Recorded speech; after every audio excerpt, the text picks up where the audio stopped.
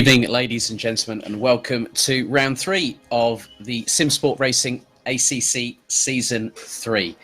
And what a track we're heading to now. We are in, virtually speaking, the Emilia-Romagna region of Italy at the Misano World Circuit, Marco Simoncelli. My name's Alex Goldschmidt, and once again I'm joined by Simsport Racing's very own Steve Proudley. Good evening, Steve. How are you? Good evening. Very well. Thank you very much, Alex. Looking forward to this evening because I think it's going to be some fast and frantic racing with the 2 short races and 2 very short qualifying sessions. Indeed. This evening we have 2 sprint races, all both lasting 30 minutes in duration. The circuit was built, they broke ground in 1970 at the circuit here in Misano Adriatico.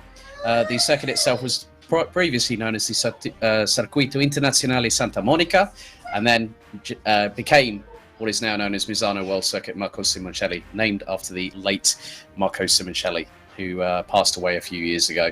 But in 1972, it has hosted quite a few events, including Moto E, the World Superbikes, Formula Renault, the Blancpain Sprint Championship, San Marino Motorcycle Grand Prix, and also, of course, the Deutsche Tourenwagen Masters. And it just so happens that Robin Freins, who is also very well versed in the art of GT3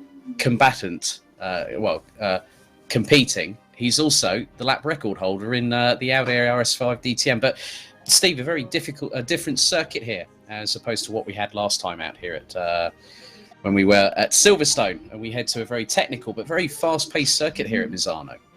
Yeah, very testing for the drivers, and I think not only the change in the circuit type, obviously, I think the time scale where the last round they had 2 hours to do the job. This week they've got 2 30-minute races, as you mentioned, so there's not really much of a chance to recover from any mistakes made, so concentration will have to be 100%, and apexes will have to be hit, and it'll be all guns blazing from the flag to lights, I would imagine. Indeed. Well, to give you an idea of the tests here at Misano, let's have a look at the hot lap here on Simsport Racing ACC Season 3.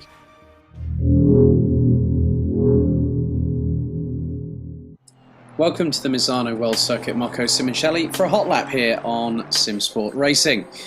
As we head down the main straightaway, pulling at least around about 140 miles an hour before dropping down through into third in turn 1, down into second for turn 2, and then the right at turn 3. We're accelerating from second gear 60 miles an hour up to 90 in third, or going on the brakes from fourth at 120 down into Curva del Rio. Now in through the tight right-hander at turn 4 into turn 5, both taken at first and second gear respectively, as you come through third at around 90 miles an hour. Down heading towards the left-hand kink at turn 7 before braking at around 150 miles an hour in fifth from 100 metres out, down to second through Curva Quercia.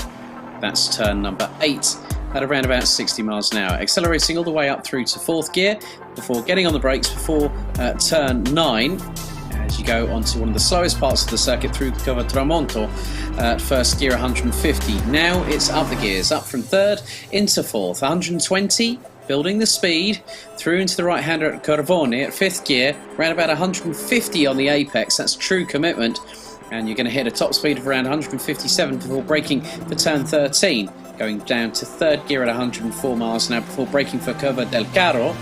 All the way down to first gear, slowest part on the circuit at 45 miles an hour. Into the left at turn 15, so one more corner to go as you accelerate up from third down into second through Curva Misano. Second gear, 80 miles an hour, power through the gears, up into fourth, and you cross the line with the 1 minute 33.78. So we're underway with our first qualifying session here, but it's been quite interesting so far, hasn't it, Steve, in both the championships for both drivers and teams. I know that we've got around 28 competitors with us this evening at this fantastic 2.626 mile, 4.266 kilometre circuit. And there are quite a few drivers that we will be talking about, I'm sure, reference the current point standings. As after just 2 rounds, we had that fantastic event at Silverstone just a couple of weeks ago, where we had Archie Clifford-Roberts take a well-deserved victory and put himself to the top of the the drivers' standings on 146 points. But there are a few drivers that we really do need to sort of keep an eye on, really. I mean, not just him, but also the likes of Lucas Kakos, the only Lamborghini driver in the entire field, Chris Crossman, Kevin Critchley, amongst other people. I mean, there's quite a few drivers. I mean, even Dave Hedges. There's Mark Radbury, who's in the Honda NSX, or as it's known over in the States, the Acura NSX GT3. But there's a lot of possibilities that can happen over these next two sprint races here at Misano. Yeah, absolutely. I mean, championship standings wise, obviously Archie's now on top of the stack with 146 points. You've got Steve Haley in second with 118 points. Lucas Kakos, as you mentioned there, third, 115. James Hartnell, 110. Chris Crossman dropped to 108. He's in fifth place, and Kev Critchley in sixth with 102. Just a quick mention on Chris Crossman. Obviously, he was running strongly at Silverstone until he had an issue with his final mandatory pit, where his MFD, multifunction display, where you assign what you wanted to do in the pit stops, it seemed to fail. It glitched on him. He wouldn't allow him to put fuel in, so hence why he had the issues. It didn't count as a mandatory stop, so he had to do an extra pit stop, which dropped him down, I believe, to 13th place in the race. So he was very disappointed with that one. Yeah, I mean, Aaron Walker's been in the trenches. Both he and Jordan Ruddock were having an absolutely cracking battle, which didn't really sort of start off in the best fashion possible, because I remember Jordan sort of unfortunately outbraking himself and going straight into the back of Aaron, and Aaron gets punted off. But Aaron is 8th in the standings. Abdoulaye Diop and Nicolas Girato, who joined us last time out at Silverstone, they gave really good account of themselves, and obviously we've got Abdoulaye with us this evening. As well as Nicholas. So those are two drivers. Jordan's got a bit of work to do from 11th. In the top 20 is rounded out by Sreko Novakovic. Jeffrey Wolf had a good run out last time at Silverstone. Good to see the likes of Gianluca Di Luca, Roberto Santoro, Gerard Barr, and Aaron Martin Pilkington getting some points. But obviously Aaron could have had a better run at Silverstone last time out, but it wasn't to be for the Fordzilla driver. Yeah, unfortunately, again, he was another one with a technical issue. He seemed to be glitching and lagging, and I believe that's why he ended up disconnecting, which is really sad to see. When he was running very strongly, he was making good progress through the field. Just regarding a couple of drivers you mentioned there that won't be joining us this evening, we've got Roberto Santoro, who's not racing this evening, Gerard De Bar, Jordi Bez, Henry Wardell, Neil Kirkland, Jeffrey Wolf, who you mentioned had a strong race, he's not racing this evening. We've got Ranjiv Kelsey and Chris Pinchbeck, all non-attenders this evening. So we're a few guys short, but we've still got a full grid there pretty much. That's the way we like it here at Simsport Racing, always having a good grid. The editors lead the championship standings for the teams ahead of BD Racing by just 22 points. Hitotsuyama ran at the top 3 on 199. Then it's Tempesta, Barwell, Apex, Santalock Racing, Team N20, Afro Samurai Racing, and RS Motorsport. They round out the top 10 positions. And then you go all the way down to around 19th spot, where you got Simbro Sport being the and Fordzilla being the last of the scoring teams so far in the championship standings for the teams themselves. But still, there's still plenty to look at this in many respects here, Steve, because we go to Kyalami on the 8th of August, we go to Monza on the 16th. The 30th, we're at Zolder, Spa-Francorchamps on the 13th of September, Laguna Seca on the 27th of September, and then Circuit de Catalunya, Barcelona, and of course Paul Ricard. So some great tracks that we're going to be racing at. And with a lot of these, where we've got the 120-minute races, this is where the drivers can really use the strategy call and say, well, I've had a bit of a downer, I'm going to use that one as a drop round, but maybe I might have a chance at a 120-point swing come a particular race itself. So Yeah, absolutely. It's always worth keeping going. We always encourage drivers, just keep going, because you never know. And as the way the point system works with rewarding drivers with more points for longer races, then like you say there, you can soon pick up, if you're lucky enough to win, good enough to win, you can pick up the 120 points, and that can make a massive difference in the championship. You only need one of the other guys to have a bad round. And again, you mentioned the drop round there. Each driver will drop his worst scoring round. So yeah, it's not over until the last round, I don't think. Yes, very true, until the final checkered flag falls. So we are here in qualifying, and again, Archie Clifford Roberts, or Arch as he's more commonly known to a lot of people, he is leading the way ahead of Kevin Critchley, Chris Crossman rounding out the top 3, and then we've got the number 24.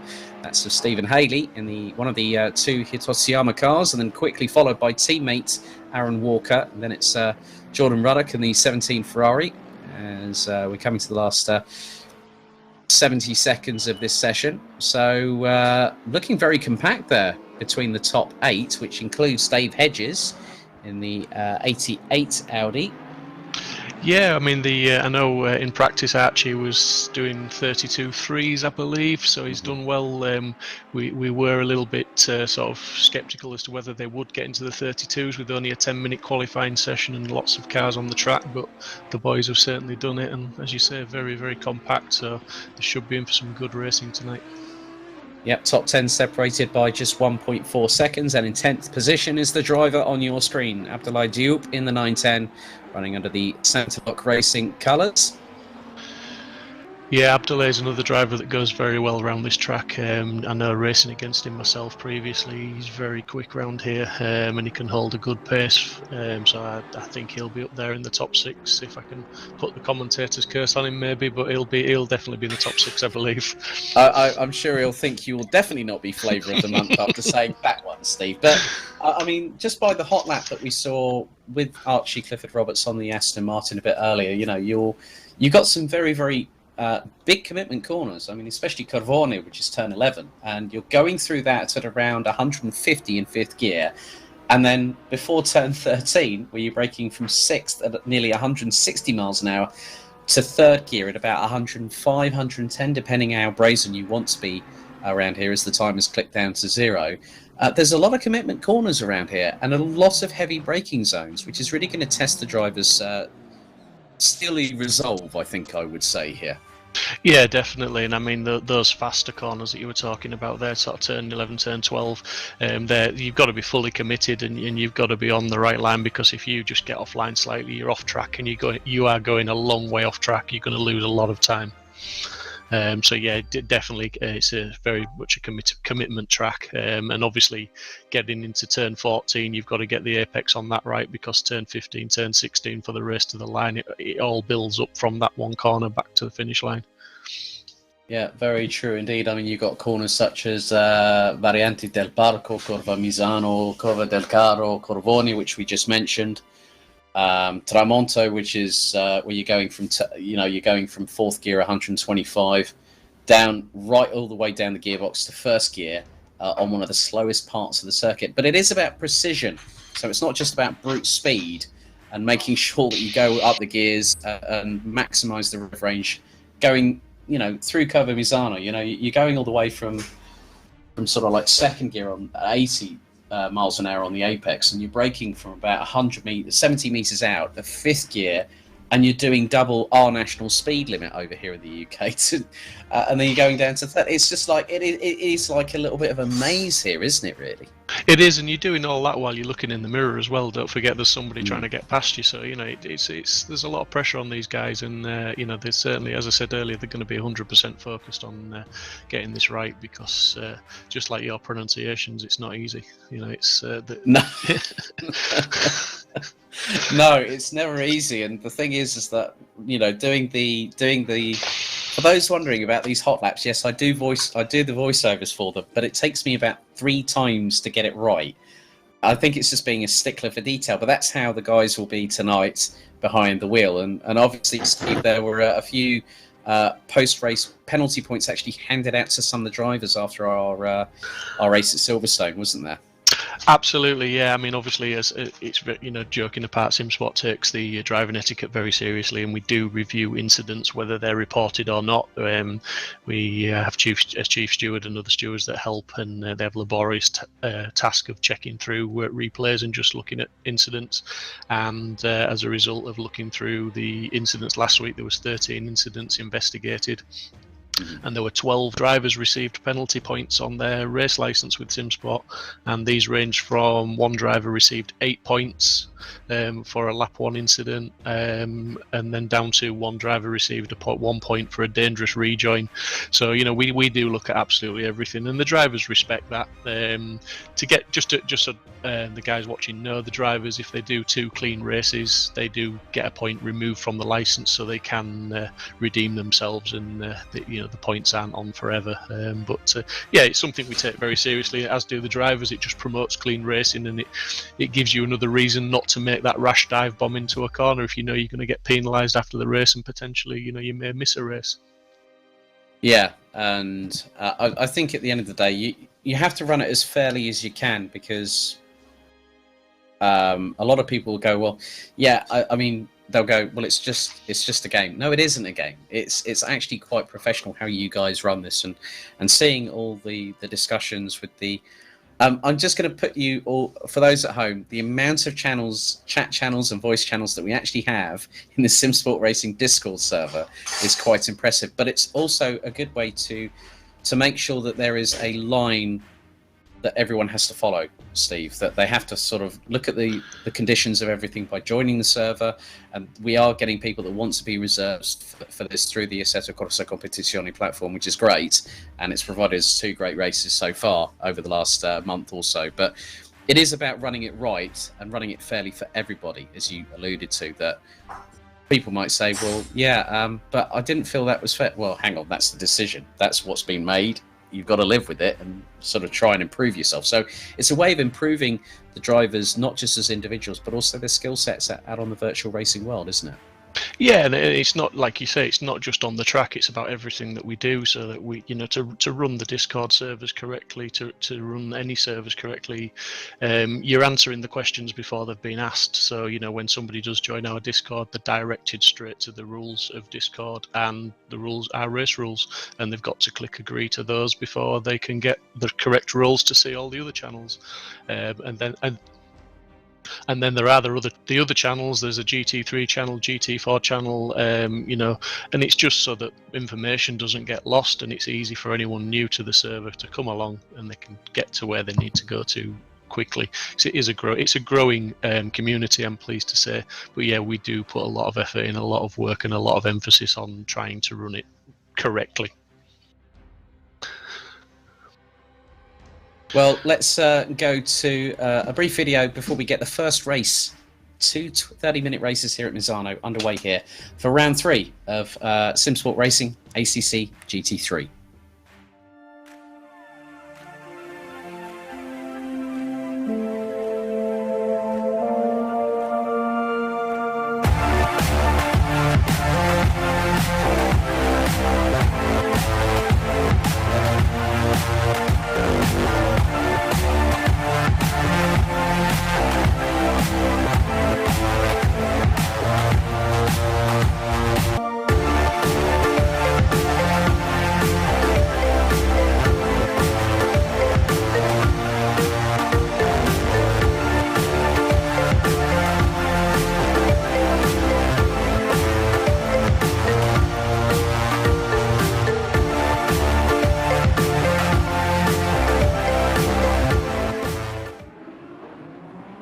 Right, we are back and getting ready for our first of 2 30-minute sprint races here at Misano World Circuit Marco Simoncelli. And Steve, this is where the action really picks up and gets up another level here, because this circuit has been competed in the daytime, it's been competed in the nighttime, as we've seen with the DTM in years past. But this is where the drivers really have to sort of think, how can I eke out this strategy to the absolute maximum? Yeah, obviously, as I always say at this point, they'll be running around there just second guessing how much fuel they've put in, getting the tyre temps right, and the strategy. I mean, it'll be a case of just lights to flag, just go as fast as you can. It is a sprint race, so the strategy will be not to make any mistakes, because, as I said earlier, there's no way really to recover from them. It's just too short a race for that, and every point counts tonight. Very, very true. So it looks like your order will be... Oh, and we've just... Oh, no. We just had an off-track moment, and one of our drivers has got damage as well. Oh, crikey. That's not what you want. No, yeah, I was just... Yeah. He's just repeating what he saw in the Formula 1 today, I believe, from Max there. Unfortunately, he doesn't have about 8 different crew members scrambling all over the front suspension, trying to get the front wing, the uprights, ready to go racing. He's got to now sort of think, right, that was not part of the plan.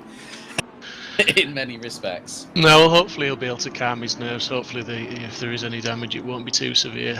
He'll just settle himself down and watch for those lights and go again.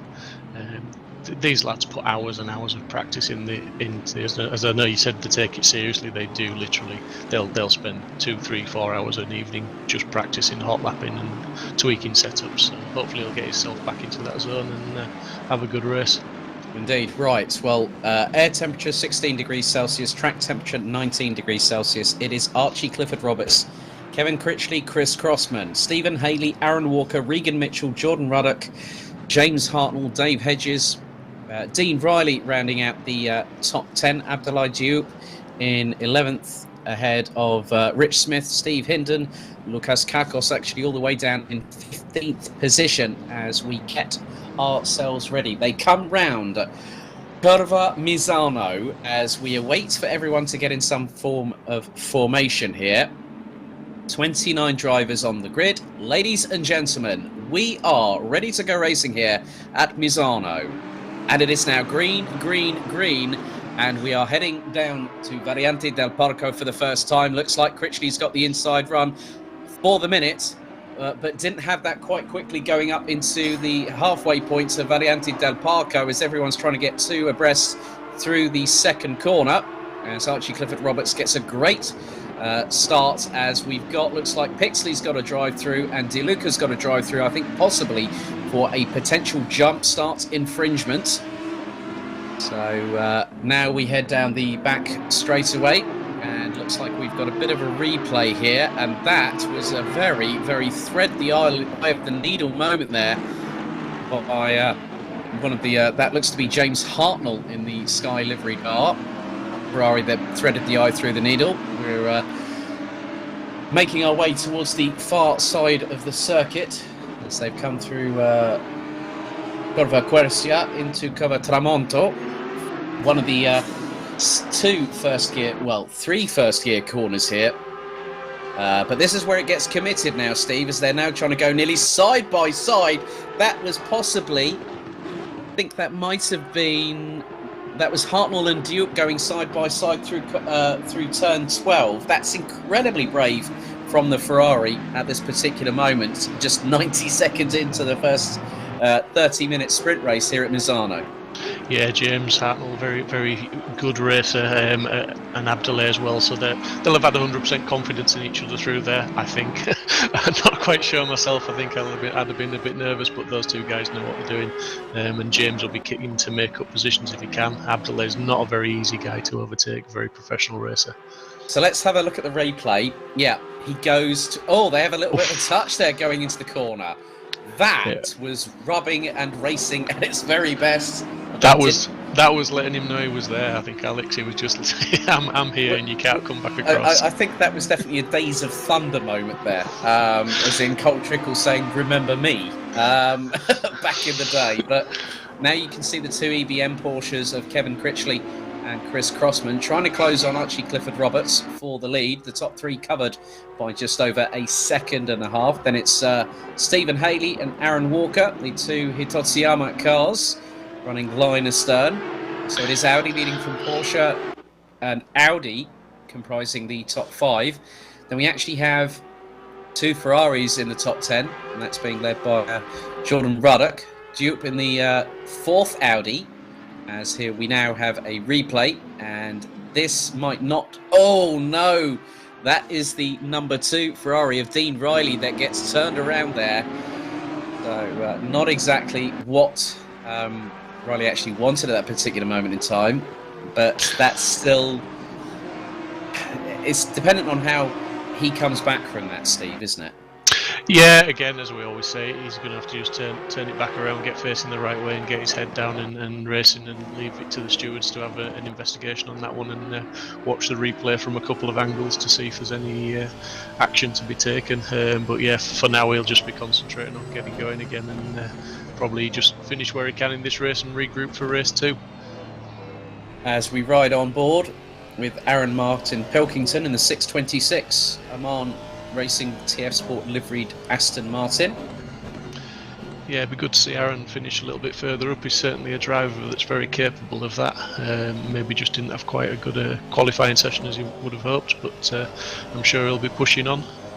I think with how tight the field was in first qualifying here, Steve, it wasn't easy for anybody. I mean, I think the top 8 was separated by, well, covered just by under a second, and we're now going to go to a replay here. Now, this is the 747. Oh, now that was now the 747 Nissan has gone off the circuit. That's Bliv AK, and Joel Diaz, I believe, might have been the other car. No, that might have been Chris Bowman. Chris Bowman in the 12 Mercedes went off at that particular time. So Bowman, I think, just lost the back end, and so did Bliv at the same moment as they come hurtling through Corvone, turn 11, and then it's on the, going through turn 12. We're going to get another replay here, so there are quite a few incidents, and at Schwalden East, Bliv AK gets the punt from behind by the number 26 Mercedes AMG GT3.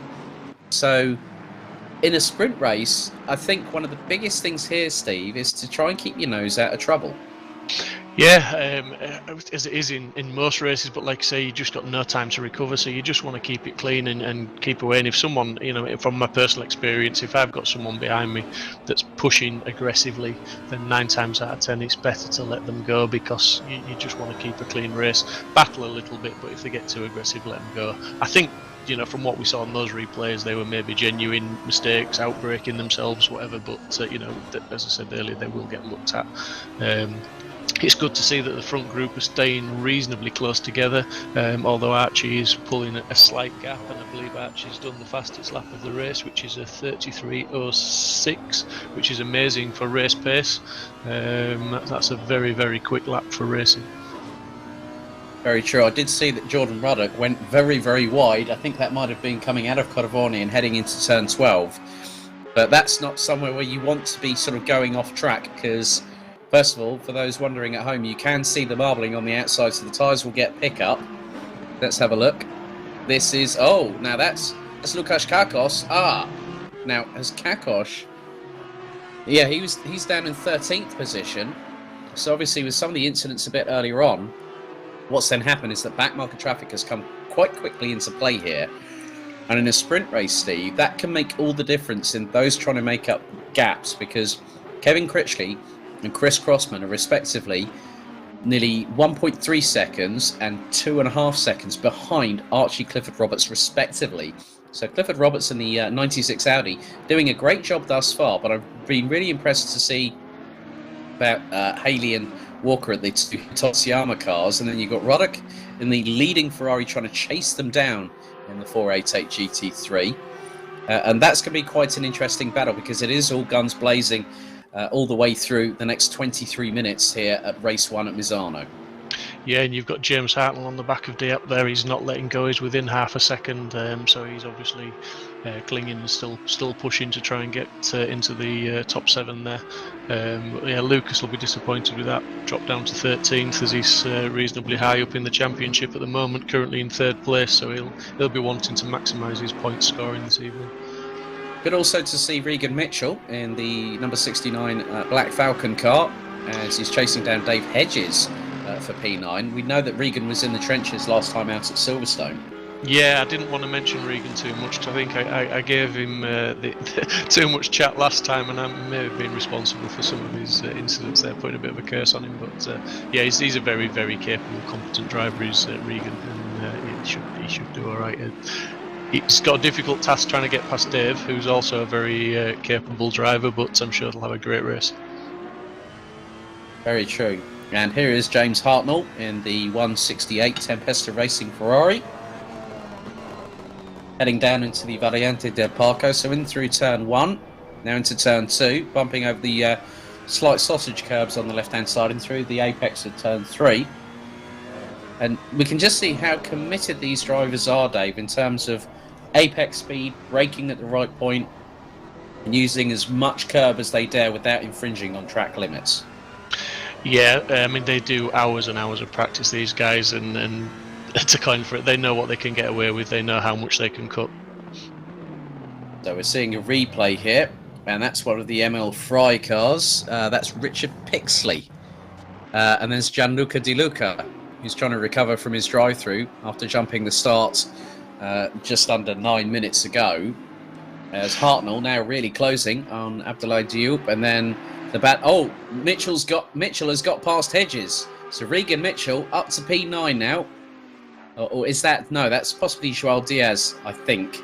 Or is that not the case? Because no, I think that is Mitchell. Is that Mitchell? That is Mitchell. That is Mitchell. Yeah, that's Mitchell. So I nearly got myself confused there. The problem is that when you have two drivers running in quite similar liveries, well, pretty much identical liveries, and you just have to try and catch out the number, that's where it gets quite interesting, I might add. Yeah, I'm sure. I mean, Dave will be kicking himself now. He'll be trying to cling onto the back of Regan and get that place back. But it looks like Regan may have a bit of pace on him and may just be able to create a gap and get through the field a little bit. But we'll see. Keep an eye on it. Yeah. Next on this list will be James Hartnell in the second highest place Ferrari. There's Jordan Ruddock in the TP12 Kessel Racing number 17. I'm just wondering if Mr. Crossman's had a little bit of an incident, because he's now 3 seconds behind Mr. Critchley and only half a second in front of Mr. Haley, so that battle could hot up a little bit. Yeah, very, very true there, Steve. But I think it's a bit more measured now between from Jordan Ruddock, obviously after the trials and tribulations of his race at Silverstone last time out, as we mentioned earlier. So he's keeping pace. He's only 7/10 off of Aaron Walker at the moment, as we have now 6 laps in the books, and Kevin Critchley is closing on Archie Clifford Roberts for the lead of the race. So the Porsche trying to close up on the 96 Audi. Meanwhile, Ruddock's still trying to close up on Walker for P5. A little bit further down the order, Kakos and Vidago look to be battling away. Giorato's got up to 14th place and is only 9/10 off Vidago, but Ailey now swarming all over the back bumper of Crossman. And obviously Crossman's mistake a little bit earlier on has cost him dearly, and they're about half a second apart as they come across the start-finish line. 0.372 between third and fourth as they head into Variante del Parco, into turn 1, to the left at 2, and you can just see how much work that Stephen Haley is doing behind the wheel of the 24 Hitotsuyama Audi Sport R8 LMS, and now I think Chris Crossman is not just wondering about his strategies. You said earlier, Steve, he's having to look in his mirrors big time. Yeah, this may be where it starts to cost him time, because I think he's going to have to start driving a little bit defensively as Steve closes right up onto the back of him, and he's looking to make that move on him as soon as possible.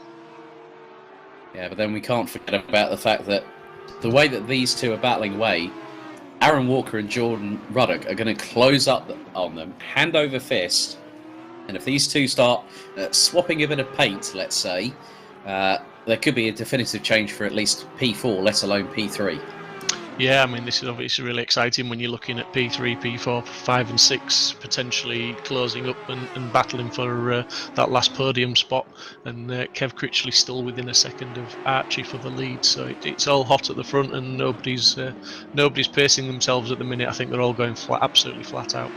Yeah, I've just noticed that Adam Isalovic in the 111 Ferrari, down in 11th position, is just 0.6 of a second ahead of Lucas Capos. So in many respects, that's another battle we need to keep our eye on. Mark Neutelings is trying to close up to Rich Smith for P16. So that's going to be a very, very interesting dynamic there.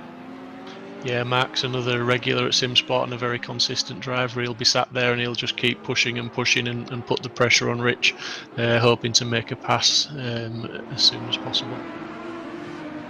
So down in the bottom right-hand corner of your screens, you can see James Hartnell in the 168 Tempesta Racing Ferrari being closed in on, not just by Regan Mitchell, but Dave Hedges is there too, and they've got... Oh, Dupe has got a drive-through. Yep, drive-through there for Dupe. That must be for track limits. Right, so we've had, that makes it 3 drive-throughs. So we had Gianluca Di Luca having a drive-through for I think a jump start, or did not adhere to the start procedure. So that's 3 drive-throughs we've had served already, and we're fast approaching the halfway point. So at the minute, Stephen Haley is closing on Chris Crossman for that P3. They've slightly dropped Aaron Walker, and this is getting really hot and heated under the collar, and Steve Haley looks to be the one that's starting to ignite the fire a bit more here. Yeah, those shots there through turn 11 and 12 to 13 are absolutely fantastic. Really show the commitment of the drivers and the skill level of just hitting those apexes spot on, so they can maintain that fast pace and running so closely together there.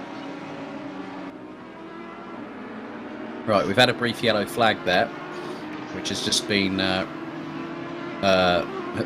just been cancelled. So, in many respects here, the amount of action that has come through is quite fastidious here, as Steve Haley now has Aaron Walker closing. Oh, bit of a mistake there from Haley, and that was heading through into turn 14, Culver del Carro. So a little bit of a mistake that puts his teammate Aaron Walker back on him, and then Jordan Ruddock, I think, is just waiting with the ringside seat, isn't he, Steve? He is, and also, I mean, I'm just looking down the leaderboard there, and we've got Regan Mitchell, who made that pass on Dave Hedges. He's now less than 3/10 behind James Hartnell, with Dave Hedges closely in tow. So that's another great battle that's going on track, and it's going to intensify anytime soon. I think also as a fact of Abdoulaye Diop's drive-through penalty, that's going to put him into, I think possibly, if he gets past Hartnell very, very quickly, Regan Mitchell will be de facto 7th place. As we've just passed the halfway mark here, 14 minutes, 37 seconds to go. And Haley is not letting Crossman go by any stretch of the imagination. No, and Walker's closed right back up onto the back of them as well. So yeah, it's definitely at least a 3-way battle if it's not going to turn into a 4-way battle. I think Jordan's just driving maybe a little bit guarded, obviously following Aaron, the chap that he managed to take out at the last round, so he'll be very, very careful this week, I would imagine.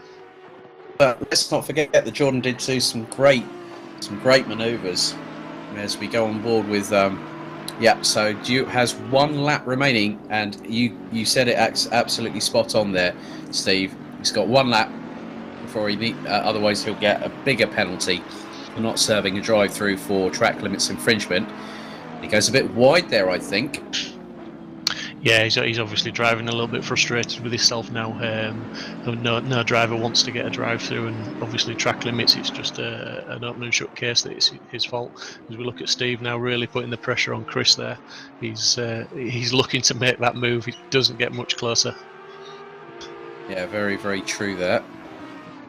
So 13 minutes and 24 seconds. Still very much an equilibrium here in the battle for P3. Just noticed that Kevin Critchley is just about 0.8 of a second behind Archie Clifford Roberts, and in many respects, Archie's got a lot to guard, and that includes his championship lead here, Steve. And that's not going to be easy when you have a rear boxer engined Porsche closing on your rear bumper of your Audi. No, absolutely not. I mean, those Porsches are awesome out the corners and can really apply the pressure, but equally, as Chris is doing, they can become a very wide car and defend. I mean, it's surprising how wide those cars are when you want to try and get past them. But Steve won't be frustrated by that. But this battle is costing them time. They're 6.5 seconds behind Kev now, who's, as you say, he's within sort of 0.6 of Archie. But it's definitely a battle for third place as this. I don't think they'll be able to make up 6 seconds even if he gets past. Right, well, James Hartnell in the meantime has lost out substantially. He's not only lost out to Regan Mitchell, he's lost out to Dave Hedges as Abdullah Diouf serves his drive-through penalty for track limits infringements. That promotes Lukas Kakos up to 10th place. So it's been quite interesting how the pendulum has swung in case of certain drivers. And if I'm honest here, Steve, Dave Hedges, I think, could be a little bit of a dark horse the way that he's chasing Regan Mitchell down.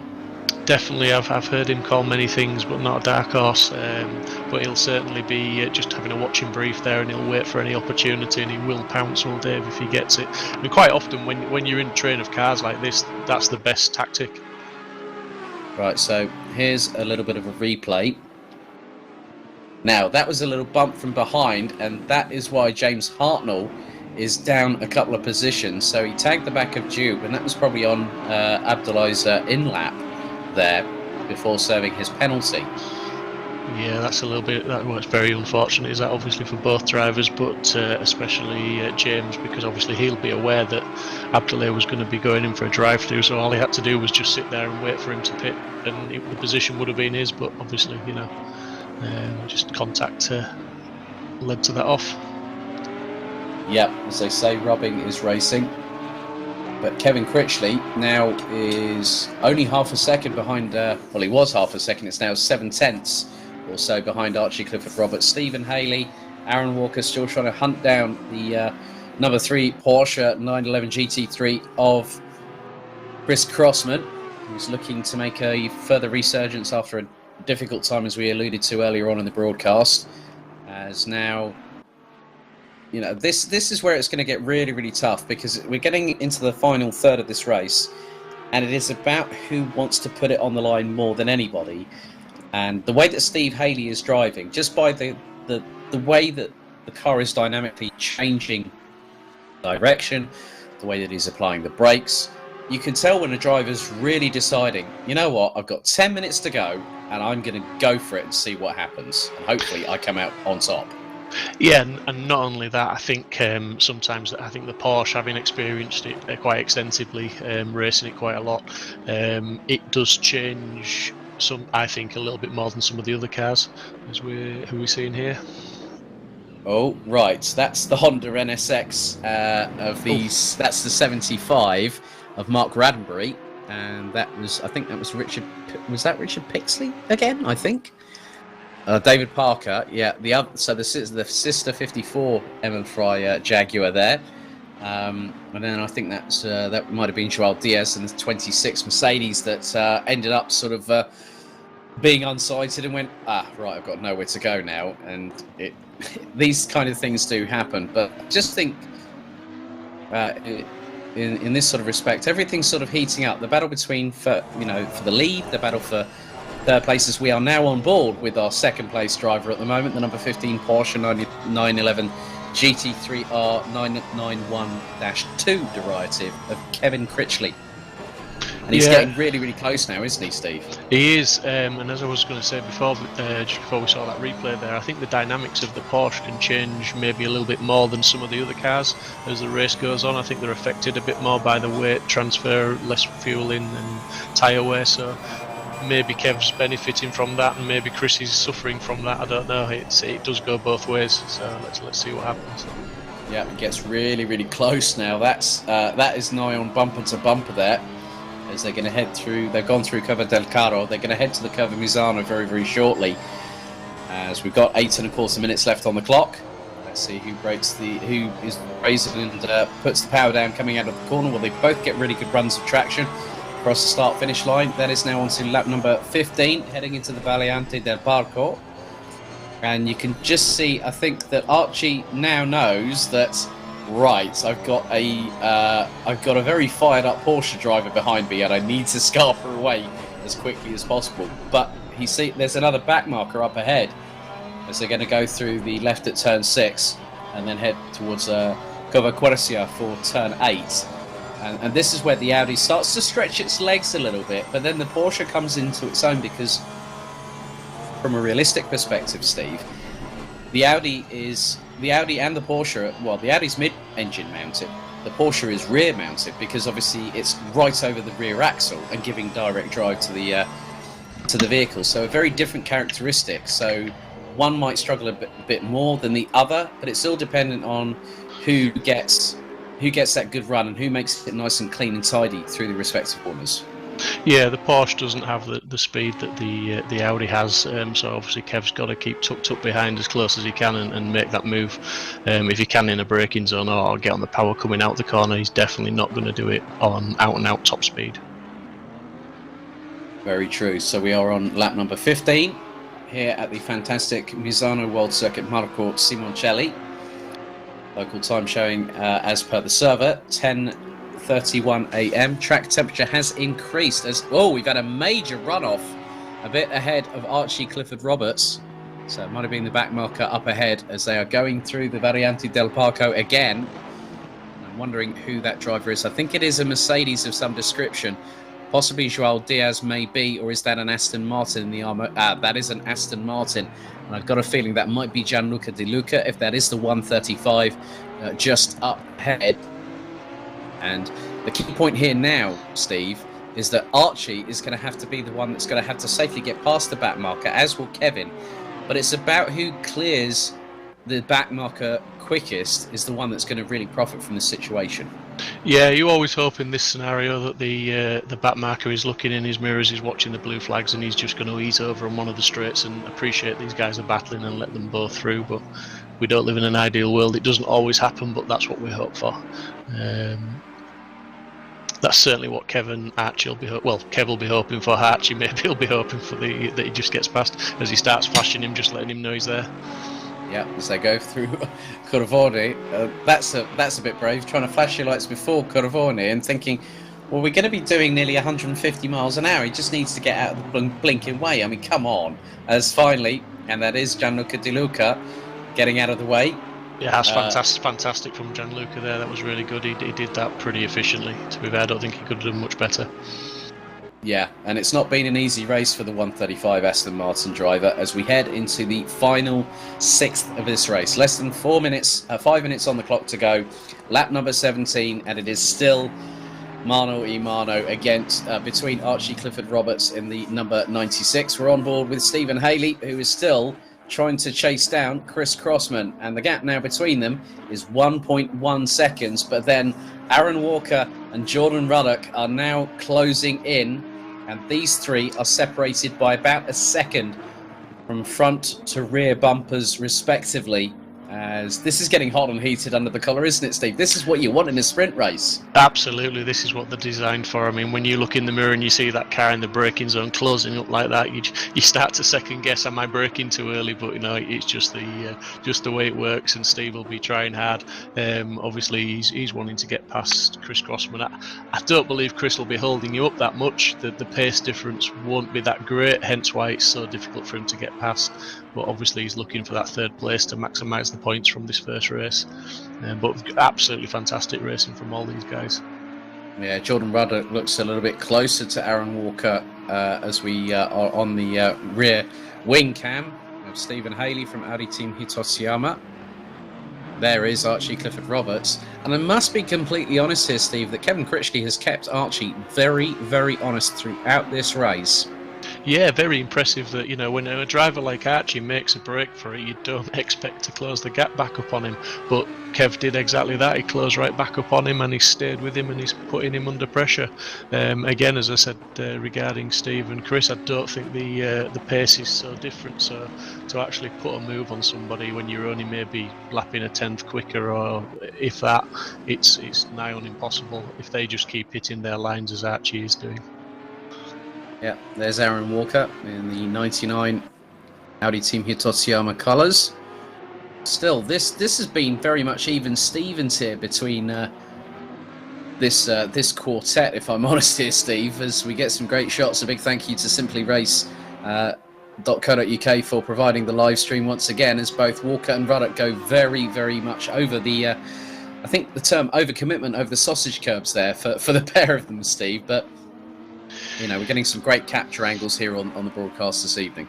Yeah, absolutely fantastic work. It's always a pleasure to watch these guys with the camera angles that we're getting tonight. It really does give you some of these corners. It really gives you an appreciation of the skill level and the speed and the commitment these guys are putting into this.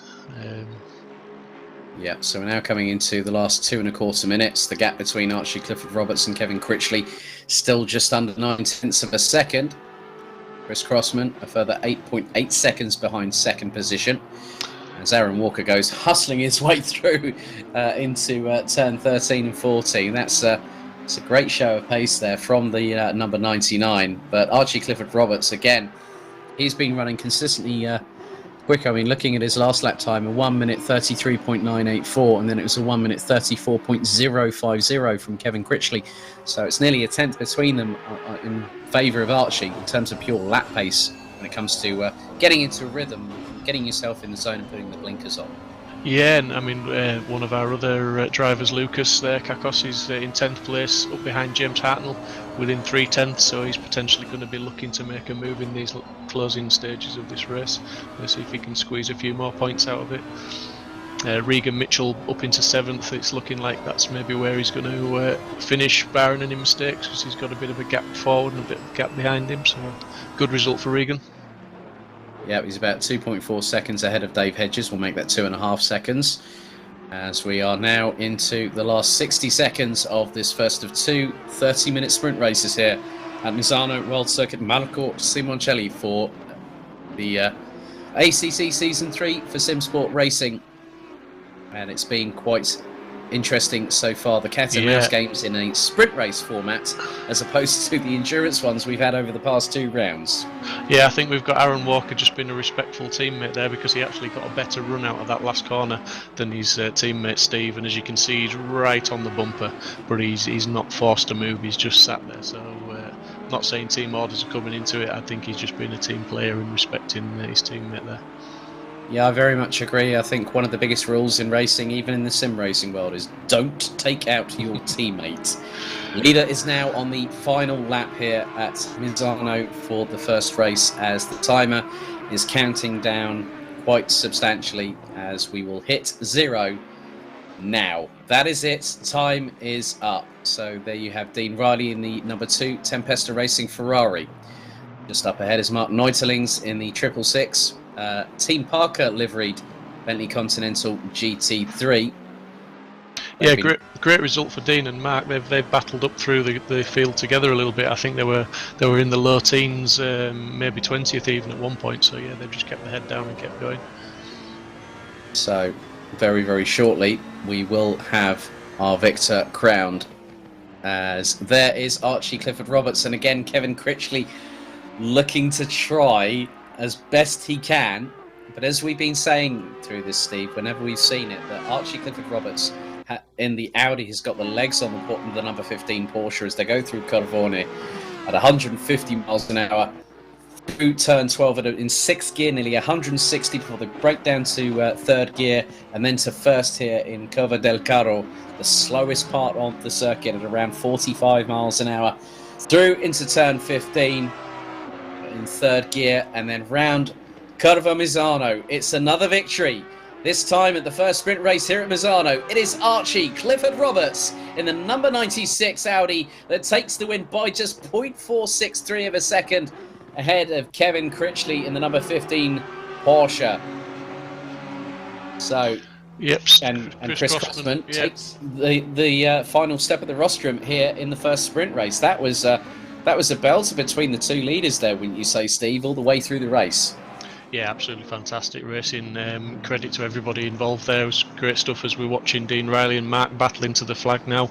Dean obviously putting the pressure on Mark as they come through the final couple of corners, but he's going to have his work cut out to get past Mark from here. I think Mark's going to take that 14th place, and well done to Mark. Yeah. So in the 666 Team Parker Racing colours, the Bentley crosses the line. So it is Archie Clifford-Roberts that wins the race here. Race 1 out of 2 here, as that is a very, very wounded Barwell Motorsports Lamborghini Huracan, as Lucas Kakos trying to crawl it into the pits, and Lucas was running in P10. Now, I'm not too sure if there was an incident involving the Lamborghini, but that really has scuppered Lucas's chances of a really good finish in the points here at Misano. But he's now got to start coming back in the second race a little bit later on this evening, Steve. Yeah, absolutely. Yeah. I mean, I'm wondering if he's run out of fuel or something there, because he didn't quite make it to the pits, did he? I don't think he crossed the line. He's dropping down the order as we speak, so maybe he underfueled. I'm not sure. Only he can tell us after the racing tonight. I'm sure he will. But yeah. But again, it's another victory for Archie Clifford Roberts, followed by Kevin Critchley. Chris Crossman rounds out the top three. But what a race here. I mean, that was just... I think they do say, Steve, there is the calm before the storm. And that was the calm. I think we've got the storm coming for race 2 in just a few moments' time. Well, Kev will certainly know what he's got to do in the next race. Obviously, they're going to do qualifying all over again, so he'll be keen to get on that front row, if not pole position, and they need to get away in front of Archie and just get ahead, basically, because obviously track position is everything in anything whenever you're racing. Yeah, very much the case. Very much the case. I don't know if we'll try and see if we can grab some words with our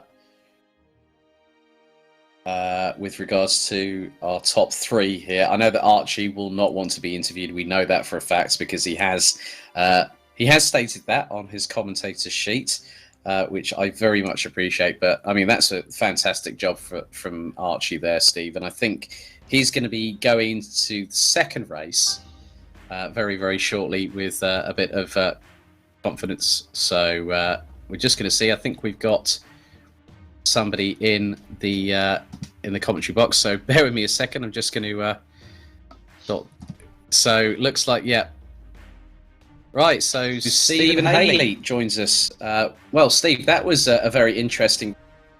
You and Aaron working well together this time out, but you tried to close up on Chris Crossman for P3, and it was getting closer and closer as every lap sort of came around, didn't it? Yeah, there's just no answer for the Porsche's corner exit, unfortunately. But I managed to kind of close up on him on the straights and whatnot. Just not able to do anything out of corners, unfortunately.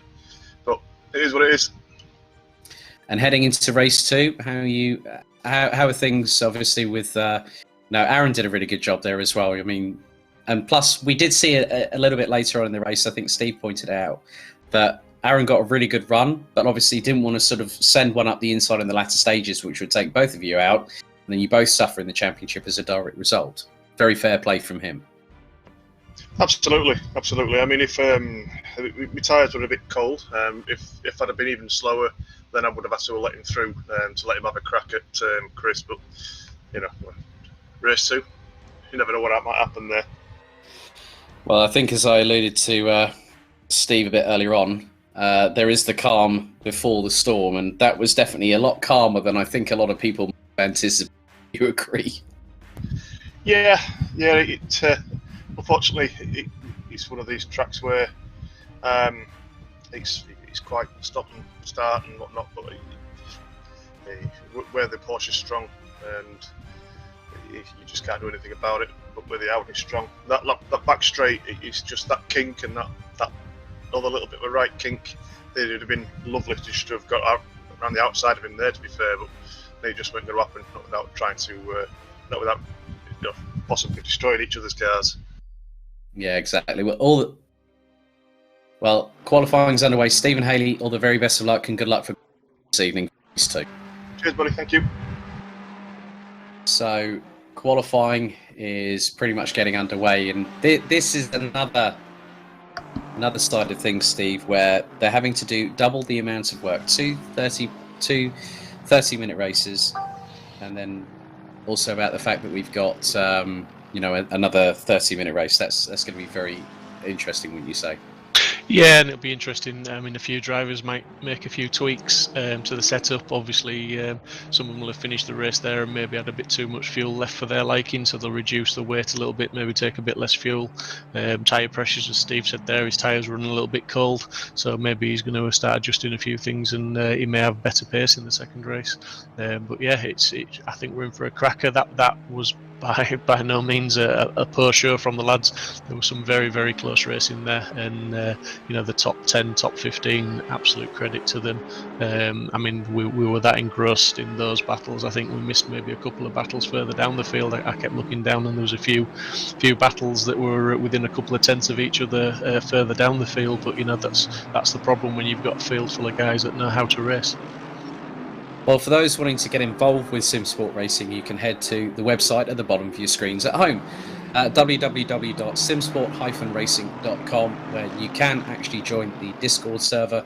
And if you want to sign up for ACC Season 3, GT3 as a reserve, and maybe get the opportunity to race in one of the next 6 or so encounters over the coming weeks.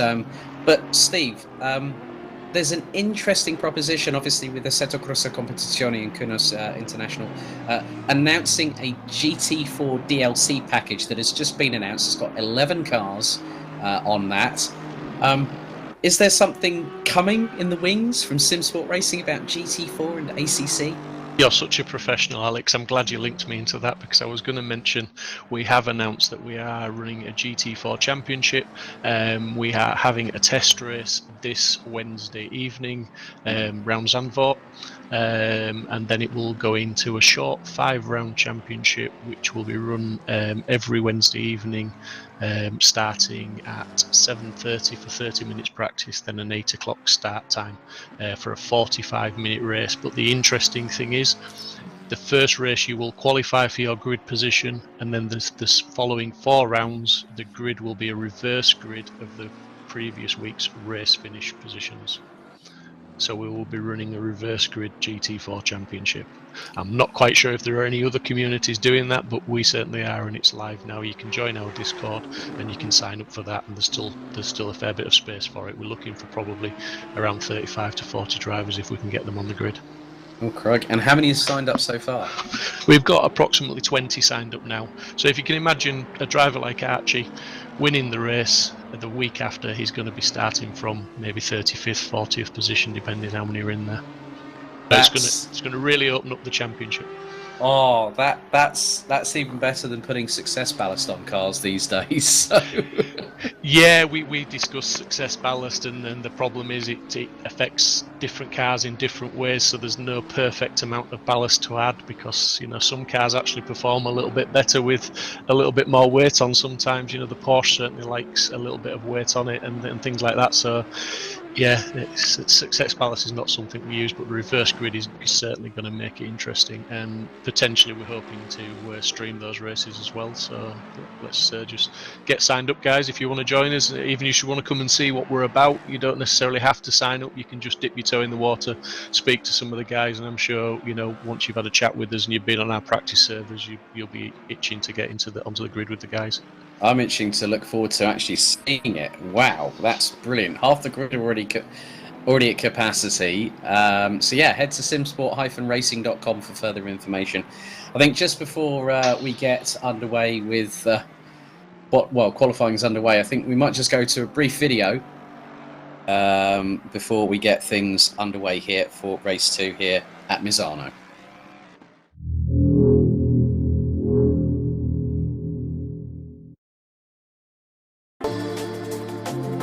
Saw you coming until you turned me around.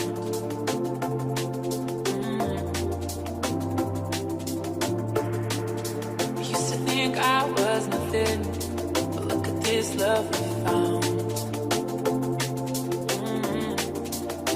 So give me your hand like you took mine. No, I don't ever want to see you cry. Oh, way up, no more tears. Oh, way up, no more tears. Take that chance, we'll be fine. No, I don't ever want to see you cry. Oh, way up, no more tears. Oh, way up. I found you in my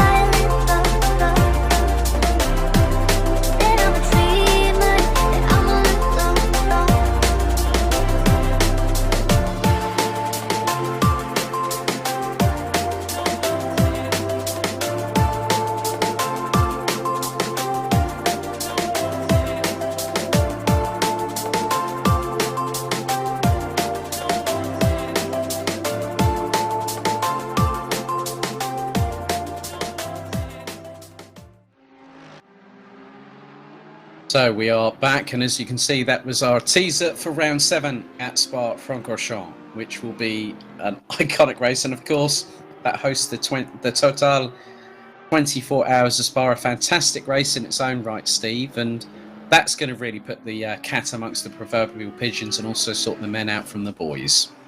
Yes, fantastic circuit. Spa, obviously, everybody wants to race there. That is until the Rouge bites you. But you know, it's a great racetrack, and it makes for some fantastic racing with the long straights and the slipstreams, and then obviously the twisty corners. You know, the guys are really quick around there already. We've done some racing there, and you know, look forward to anybody who wants to sign up and join us. Expect speeds of over 160 miles an hour down the Kemmel Straight, I can assure you of that. Oh, yes. As, excuse me. We're looking at Archie's. I think he's pretty much set the same sort of times he set in qualifying 1, 32.6. Yeah, 32's. He's parked it like a gun already. Kevin Critchley, Chris Crossman, and look at James Hartnell this time. Up into P4, you've got Aaron Walker and Dave Hedges rounding out the top 6. Yeah, we've got Regan Mitchell up there in 8th, which is great from Regan. Oh, this is... I've got a brilliant feeling about this race, Steve. I mean, you know, you look at it, and I'm just trying to have a look at the entire field, and the top 7 separated by 1.005 seconds, and then you look down to 15th, as Kieran Vidago is 2.3 seconds off the pace. And that's a big gap between both him and also Lucas Kakos in the 77 Lamborghini. So you're seeing some positions being separated. I mean, look at it this way. Aaron Walker and Dave Hedges separated by just 24 thousandths of a second on their respective fastest laps in qualifying. That is crazy around here. I'm just noticing a name that's missing from that top 10 as well. If you can correct me, please do. But Stephen Haley. Obviously, yes. Where is Stephen? Well, also Gianluca De Luca. Yeah. So Gianluca De Luca also not showing up as having. Well, according to my timing screen, there's no lap time from either that's been registered. Yeah, we've got Abdelay in 21st.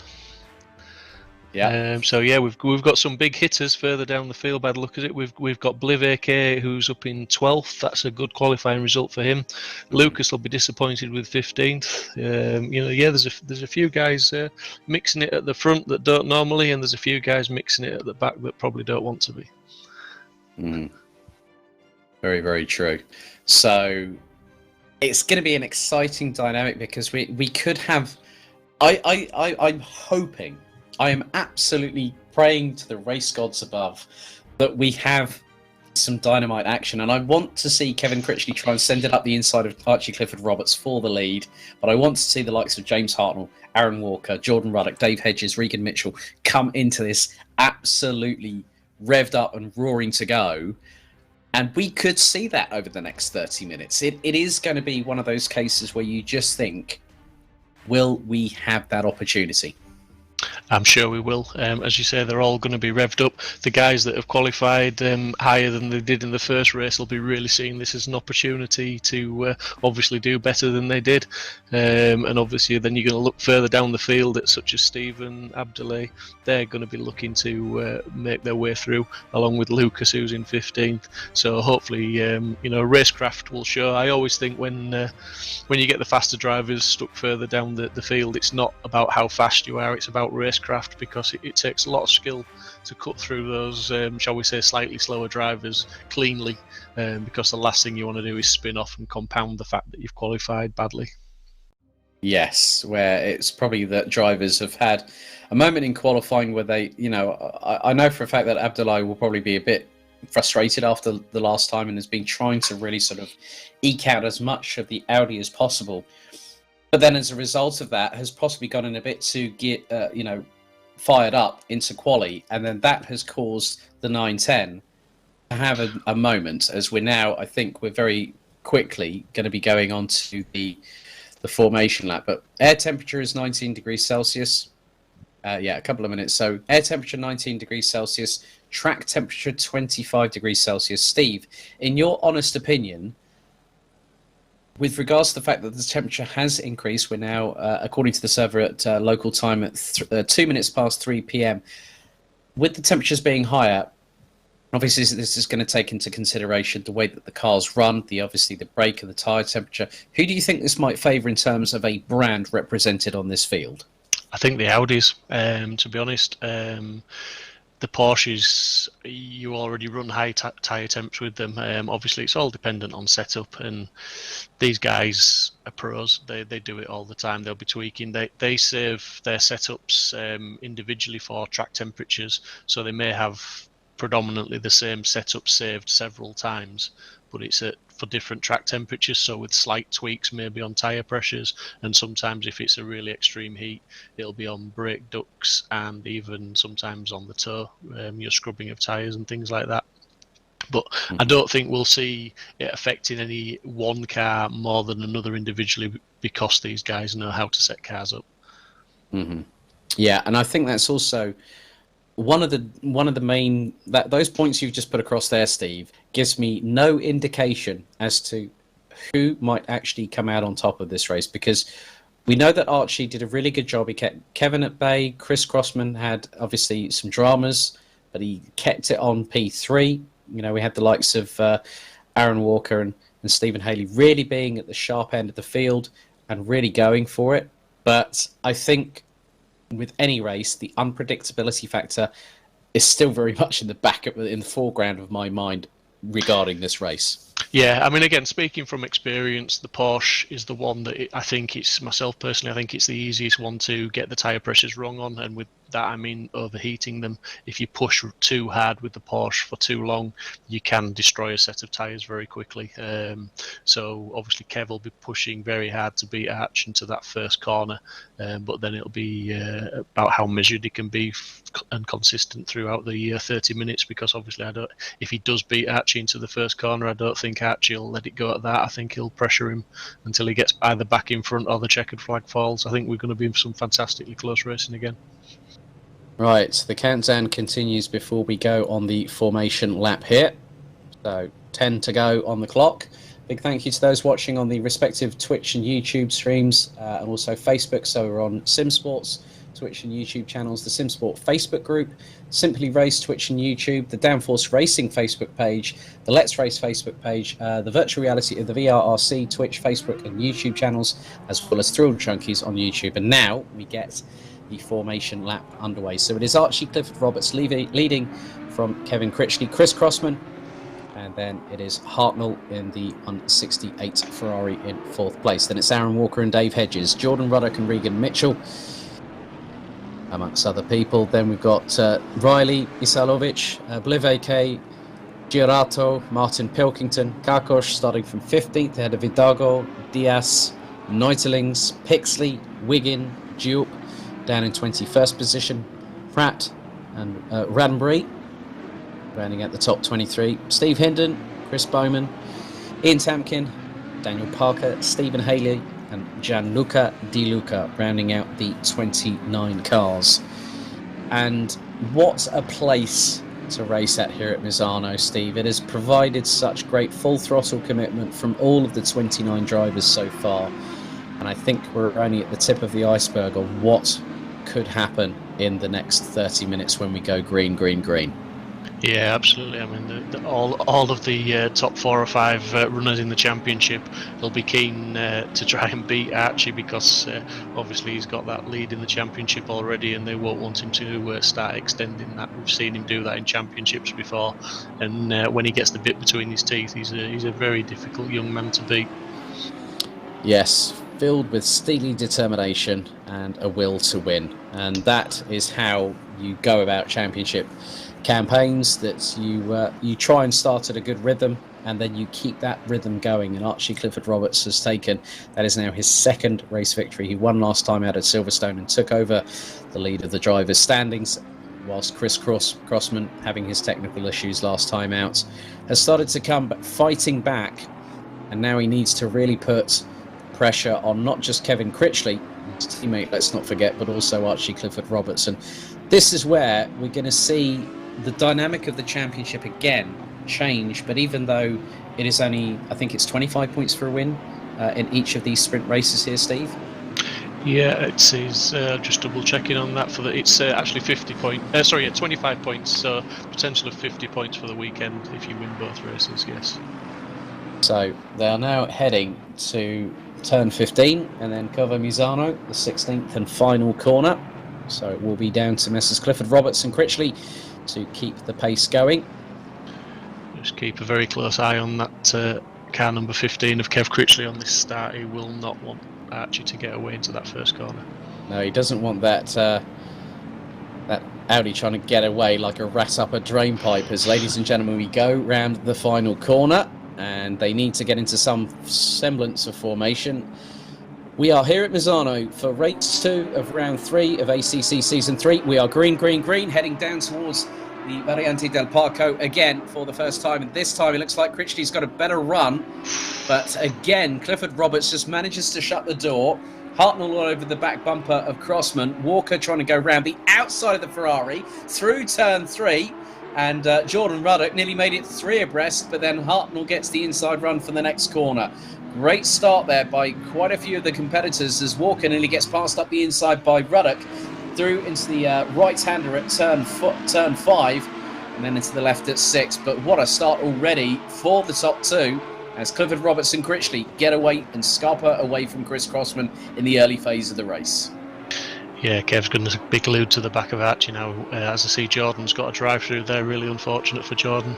That's obviously going to drop him a long way down the order as the field's so bunched up at the moment still. Right, so we did have a brief replay. I did see an Aston Martin and a couple of other cars involved, but Joel Diaz.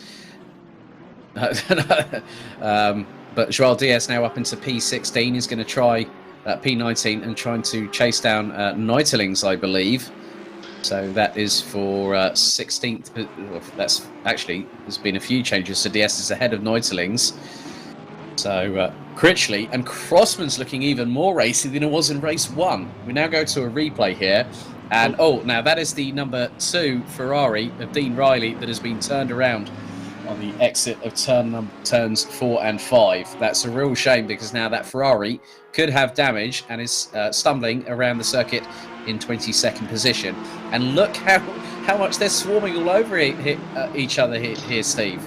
Oh, 3 into 1 just doesn't go, does it? That was never going to work. No, if you're in the middle, you're either going to get one thing, you're going to be able to keep it there, or somebody else decides to plant it up the inside. I must be honest, as we now have Kevin Critchley being closed in on by teammate Chris Crossman. And when Chris Crossman, we saw it at the first round at the Nurburgring about a month ago, that Chris was on it and could not be touched. Now we see that Kevin Critchley and Archie Clifford Roberts really have come into their own in this championship. But then you have to look behind. James Hartnell being battling away with Dave Hedges, and they're separated by just over 0.3 of a second for P4. Aaron Walker closing on Regan Mitchell for P6. Martin Pilkington now behind Rich Smith in the 76 Lexus. That's for P8. There's battles all the way up and down the field as we go to another replay here. And that is the number 40. Oh, now that is Steve Hinden. Oh, that looked like Reese Wiggins trying to go up the inside of Steve there. That was the Optimum Motorsport 667 going up the inside there. And as we said, 3 into 1 doesn't go. And it sometimes is case in point with 2 into 1 doesn't go. As we now head across the start-finish line with Clifford Roberts, Critchley and Crossman. This is a great battle that we're seeing once again, covered by just over a second between the top 3 as they head through turn 1, absolutely going for it. No quarter given, let alone mechanical sympathy, and let alone track limits, because they've got to watch their P's and Q's on that one, Steve. It does, yeah, and it looks like Mr. Pilkinson's in 9th. He's looking to make a move on Rich Smith. He's within 2/10 there. So some close battling. We've got Steve Haley up into 21st.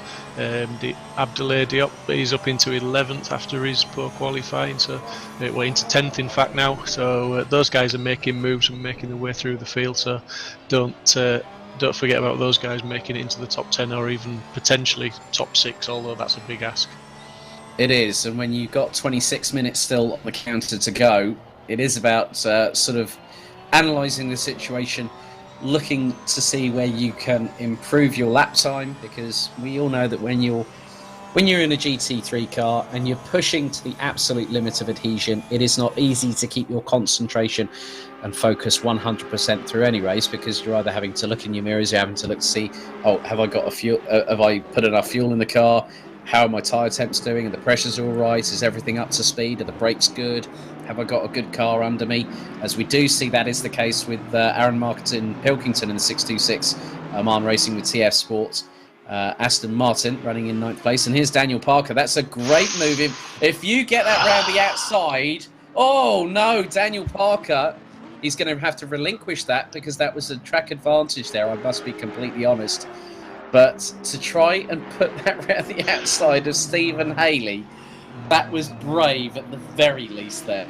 I would say that was a 10 out of 10 for effort, a 10 out of 10 for actually thinking he could do that, his ambition, and a 10 out of 10 for actually keeping it together and not running really wide there, because that would have been so easy to lose it on those marbles. So, you know, all in all, he was very brave, he was very ambitious, and he did well to just to keep it in order there, really. As we're going to go to a replay here. Here's the 28 Ferrari of Chris Pratt being nudged from behind. And that is Lukos Kakos, who also gets a tap from behind. Well, that's not going to be looked very favourably upon by the stewards, I might add. No, that was just overspeed on the apex there, with Lucas, by the looks of it, touching the car in front, which caused obviously a big speed differential for the third car coming in, and he collected them all. So that's not great to see. Especially not for Lucas, who had a bit of a bad first race as well. Yeah, as again, Duke trying to go up the inside of Martin Pilkington. Oh, that's brave, going through turn 12 at nearly 155 miles an hour plus. And you can just see how fired up Duke is in the 910. Oh, and he loses the back end. He's pushing. He is pushing like crazy. But look, Adam Misalovic in the 111 Ferrari is not too far behind the 910 Audi. So Duke, even though he's fired up, he's making mistakes. That's the biggest thing. That's what's letting him down. He just needs to sort of calm himself, compose himself, and just sort of let the fire simmer a little bit and go at it with control. As Archie Clifford Roberts has just been in a 1 minute 53.051, another fastest lap for the 96 Audi. As Duke, you can just see that he's. I think he's not only determined, but I think he's also.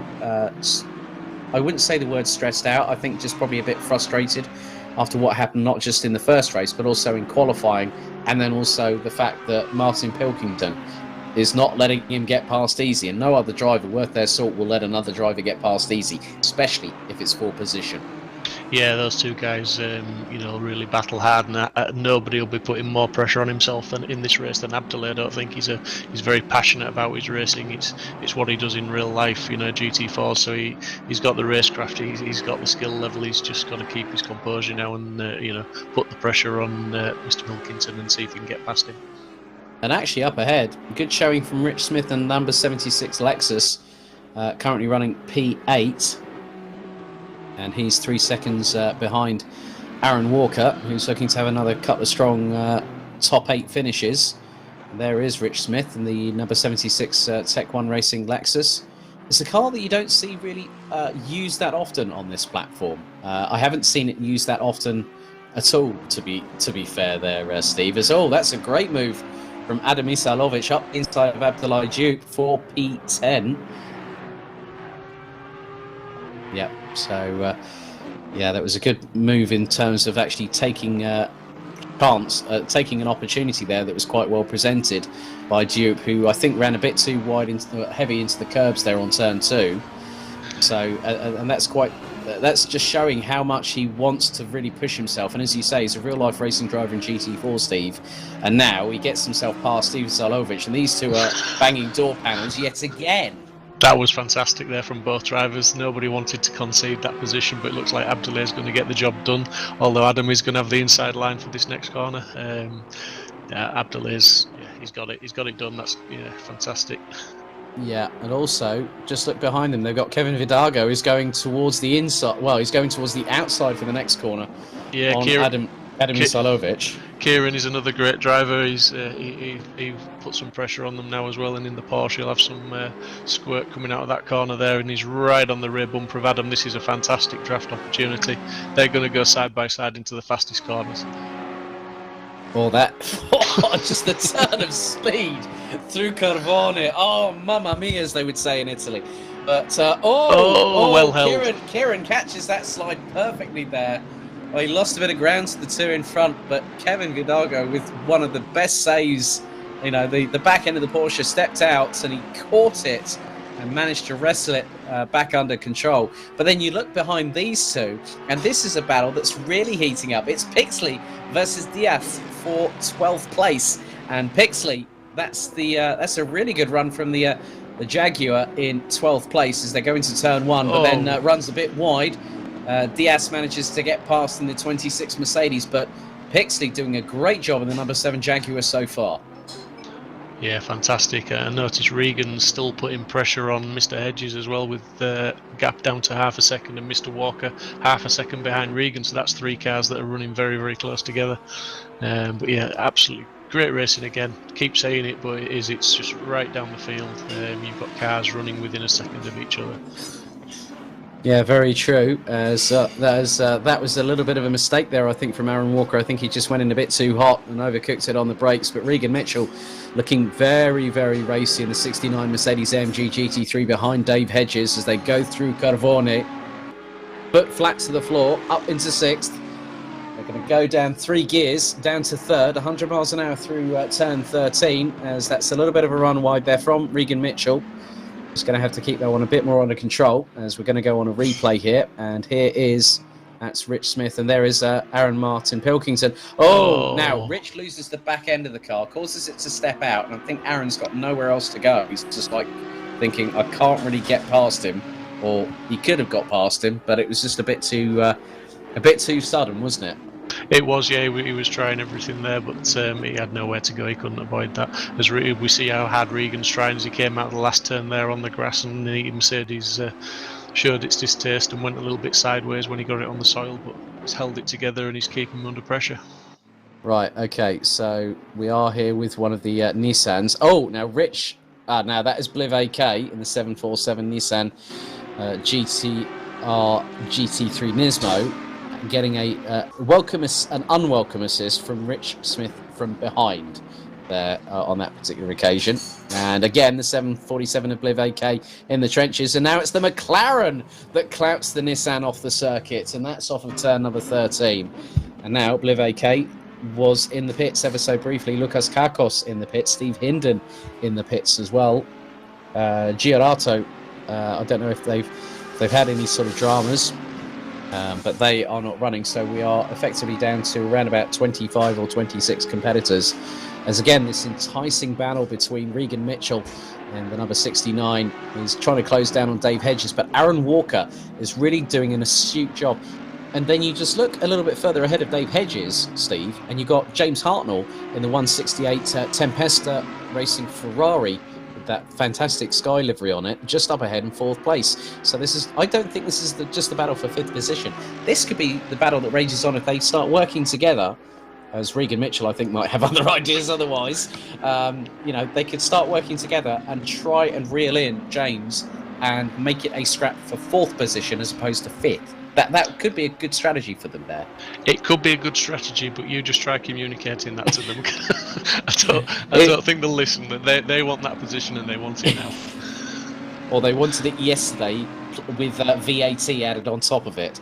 But you can just see how hard they are pushing. I mean, both Regan and Dave going a bit wide there. But we go on to the rear right quarter camera of Dave Hedges in the lovely brightly coloured WRT colours, in the number 88 Audi R8 LMS Evo. And this is what you want to see, close quarter action. Everyone's sort of trying to put it all on the table. As you can see that Aaron Walker really closed up on Regan Mitchell through turn 10 there. One of the slowest parts of the circuit, one of 3 corners negotiated via first gear at around 50 to 55 miles per hour. As they're now going through the fastest parts of the circuit. So I think they've already gone through Carbone at turn 11. They're into turn 12. and then down the gears into third through turn 13, back down to first through Curva del Carro. As you can see, the two leaders, and Critchley and Clifford Roberts again have broken away considerably, and they've done it a bit later than last time. I mean, Chris Crossman now is 3.5 seconds away from this battle, but Kevin Critchley really sizing up an opportunity to make sure that Archie Clifford Roberts does not make it 3 wins out of 3 in a row. Yeah, he's really keeping the pressure on. It's good to see that he's stayed with Archie this time, and with him not giving himself that extra work of catching up. Maybe he's just got a little bit left in the tank this time. Maybe he can push a bit harder. Maybe he can try and make a few moves on Archie and just unsettle him a little bit. Yeah, I think it is all about just sort of doing the mental psychology, bringing that into the play, because we've seen it before where people will keep the headlights on. There'll be people that will consistently flash them when they get closer to an opponent. And I'm looking at the lap times here, Steve, and the last one from Archie Clifford Roberts was a 1 minute 33.774. Kevin Critchley was 16 thousandths off, being exactly a tenth of a second quicker than 1 minute 33.690. So the Porsche seeming to come alive a bit more in the favour of Kevin Critchley, and Archie Clifford Roberts still having to do all the hard work, because he's the one that's he's providing. He's punching that hole in the air ahead of Kevin Critchley. Gets really, really close now. I think this is Curva del Carro. They're just coming through turn number 14 into the left at 15, building speed, and then they could be hard on the brakes for Curva Misano. But you can just see how hard both of them are pushing. They are literally using as much power, as much grip, mechanical grip that the car can give them, and a lot of commitment too. Yeah, I mean, it's like we said in race 1. I think the lap time difference is so negligible that it's very, very difficult for for Kev to put the pass on. He's having to do his best just to stay with him, as we see Regan now pushing Dave equally as hard as Kev is on Archie, and I'm sure that Mercedes is looking very intimidating in Dave's rearview mirror right now. If he can see it at all, he can probably only see the windscreen. You can probably sort of see maybe a flash of green on the rear wing of that Mercedes right behind, and he's probably thinking, that big, because obviously with the ACC system they do have, where you'll have effectively a potential spotter as such, and it's just really a case of saying, like, car on the left, car on the right, that kind of thing. They can use those spotters to their advantage. And that's where Regan's really trying to use it. But I'm sure that Dave, being the steely person, well-steeled person that he is, he will be able to keep Regan at bay as much as possible. But what he doesn't want to happen is to have a moment with Regan, then all of a sudden Aaron Walker pounces. But James Hartnell, this gap has closed by a third. It's gone down from 1.5 seconds to 1 second. So I think this is. I think they might have, if they are listening on the commentary, I'm going to say that is a very brave decision if you've decided to work together, because you are reeling in James Hartnell hand over fist. The gap now is absolutely impressive between these 4 combatants here at Misano. Yeah, it's good to see just how committed they are. Just noticed Aaron there as he came through turn 13, one of the fastest braking points, how unsettled the car gets, and he really hung on to it well. But I think Aaron's possibly in pole position, really just sitting on the back there. As you say, they're catching up to James, and once this turns into a 4-way battle, the best place to be, I believe, is just sat on the back of it, just because any incident, any causing someone to run off line, run wide, Aaron's there to pounce on all 3. Yeah, we're going to replay now. So this is now there was a little bit of a touch from the 82 McLaren, and that was Ian Tamkin. Did very well to hold that. That was I think that was Chris Pratt just up ahead that was the recipient of the love tap from behind, unfortunately. But it's not been an easy one for Chris either. So, but Regan Mitchell looking really good. Oh, Duke's got a drive-through. Yeah, Duke's again, got a drive-through. Is that for track limits? It will be, yes. Right, now, this is... now, the number 76 of Rich Smith getting involved with Daniel Parker that particular time in the 54 Jaguar. That was a proper... that was a bit messy, I must admit, but... Oh, so that was Rich Smith, Daniel Parker, Chris Pratt, and Ian Tamkin. 4 cars involved in that, Steve. Yeah, we'll wait for the stewards to have a look at that one. No comment. Thank goodness it's not us. Yeah, absolutely. But yeah, Abdelail absolutely be furious that he's got another drive-through. Obviously fought his way up to 9th place, and now to have a drive-through, all that hard work, as he's taking it now, he's just showing us there that he's gone into the pits. Seeing Mark Roddenberry's in the pits as well, not quite sure what that's for. Maybe he's got some damage, but yeah, Daniel Parker, Chris Pratty and Tamkin all down there at 23rd, 24th, 25th. They'll be a little bit upset with that incident, I would imagine. But then we come back to this battle, and this is a really good one, as Duke now is in the pit serving a second drive-through in 2 successive races. Pixley doing a fantastic job in the number 7 MF5 Jaguar ahead of Dean Riley, the sister Tempesta racing car, as that was a bit close by the Ferrari on the brakes there. You can just see that the Jaguar gets the grunt coming out of the corners, but the Ferrari's well planted coming out, and he gets a good run coming out of the left-hander at turn 6. It's just really great to see the interesting dynamics between cars, how they come out of the corners and how they approach the apexes. As again, Riley trying to go up the inside through Curva Quercia, and might have made the move stick, and then here comes the resurgent Stephen Haley just behind these two, battling away for P12. And that was very close. Pixley manages to get the inside run through Curva Tolamonto on Riley, and Steve Haley looking really, really racy in 14th. He's fired up. He's got the headlights and the fog lights ablaze on that Audi. Yeah, Steve won't be enjoying the fact that he's in sort of 14th place, but he will be enjoying the racing, if I know Steve. And he'll be sat there now watching these two guys thinking, right, how do I do this? How do I attack them? Because there's nothing more difficult than coming up behind two guys that are already battling, and you've got the pace to pass both of them. It's just picking your moment to do that. But it's fantastic to see the Jaguar up there in 12th place. Another car that's not used very, very often, and it's maybe slightly, on the back foot when it is used. But it's great to see it up there. Richard's doing a fantastic job in it. Oh, clash between these two. Oh, they're leaving everything on the table, including the paint off of their cars. Bashing door panels are Pixley and Riley there, and here comes Haley trying to go up the inside of the number 2 Ferrari. As he made the move, he might do by the next corner if he's lucky, and he goes a bit deeper on the brakes. So Stephen Haley slingshots past Dean Riley there for position number 13. And now he's got Pixley in his sights. This is what a resurgent drive through the field is. A bit like Getafix out of the old Asterix comics. He's got his scythe and he's just scything his way through the field.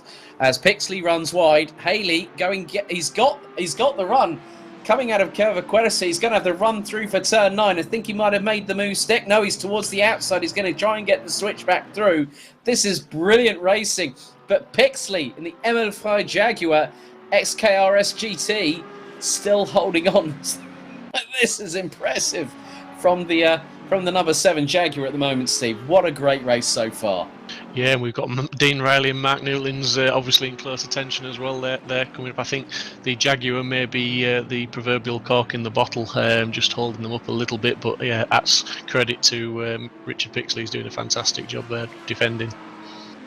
Yeah, so this is not over yet by a long shot, as Stephen Haley getting really, really up close and personal with Pixley, as now Riley tries to get back at the Audi as they come down the main straightaway. We've got about 7 minutes and 20 seconds left to go on to lap number 15. Yeah, it's very difficult when you're following a car that close. Sometimes it can compromise your exit out of the corners, and obviously that was giving Mr. Riley the option there to get a better run than Steve. But Steve's got his lights blazing. He's weaving behind Richard, so he's definitely letting him know he's there if he wasn't already aware. Yeah, very true. We're on board with the Team Parker Racing 666 Bentley Continental GE3 of Mark Neutelings, and just behind I've spotted the front lights of one Gianluca De Luca. Oh, Pixley runs wide. Haley's trying to go past. Slingshots around the outside and makes the move through. So Neutelings and De Luca will now come on to this battle for what is effectively 12th on the road, as now Stephen Haley gets past Richard Pixley. That was a great opportunistic move from the Audi there in the 24 to get past the number 7 Jaguar. But the Jaguar having a really good slipstream here as they head through Carfone. Oh, yeah. My goodness me, that's brave from Pixley. He's going to put it towards the outside, thinks better of it. Riley trying to close up under the brakes. That is absolutely heart-in-the-mouth moment, I think, not just for Stephen Haley, but Richard Bixley, Dean Riley, and then Neutelings and DeLuca. This is stellar action-packed drama we've got here at Misano here in the second of 2 races here at the third round of the Simsport Racing Assetto Corsa Competizione Season 3 GT3 here in Italy. Oh my goodness, Steve, I think if this went on for another 10 minutes on top of this, I think I'd be happy as a pig in muck, I think. What do you mean there's only 5 minutes to go? This needs to go another 30 minutes. Come on. You try telling the drivers that. I'm sure they go, yeah, we'll oblige. We'll just have it behind closed doors. Regan Mitchell, look up behind Dave Hedges, still putting the pressure on, and Aaron Walker in close attention. They've just not managed to close that gap up to James still. It's still running around 2.5 seconds, is it? Yeah, something like that. I mean, this is just absolutely heart-in-the-mouth moments. Oh, he's done him. Oh, that's a brilliant move. And that's a brave move. That's the bravest of the brave moves there. Through Carvone, and he's gone through at about 155 miles an hour in top gear. Mamma mia! I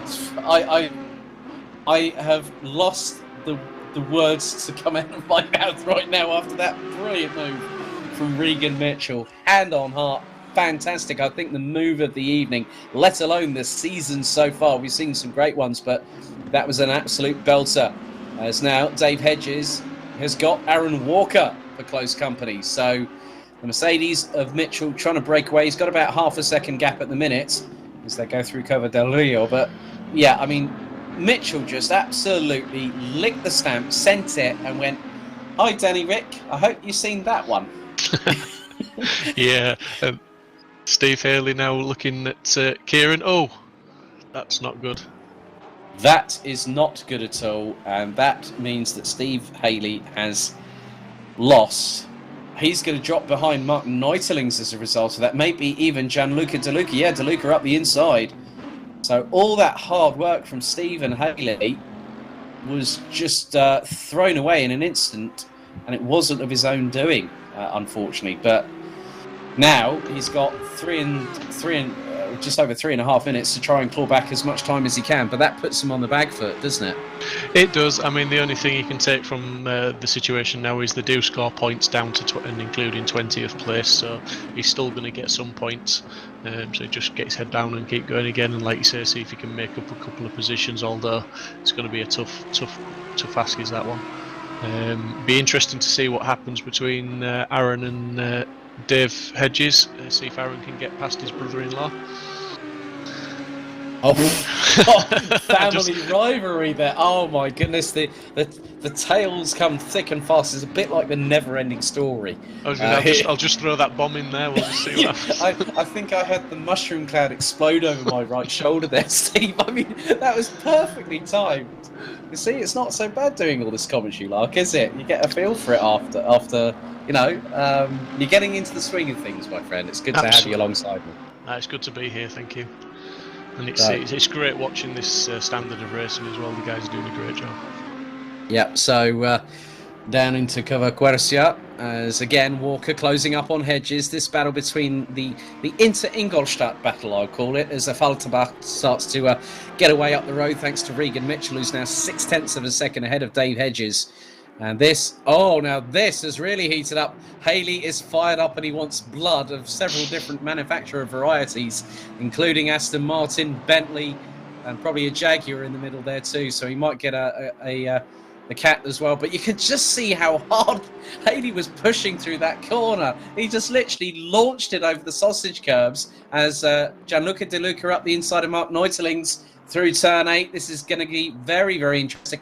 And I must be completely honest, there was a good bit of spatial awareness there from both drivers, but now Mark Neutelings gets the inside line, or does he? Oh, that's close. no. Oh, little tag on DeLuca on the right rear corner. Oh, now, Gianluca, this is not the time to be doing donuts, to spin the car around, please.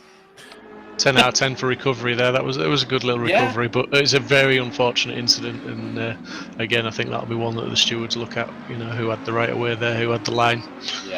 Yeah, that's definitely one and 500 of the other. But Dave Hedges now really coming under pressure once again from Aaron Walker.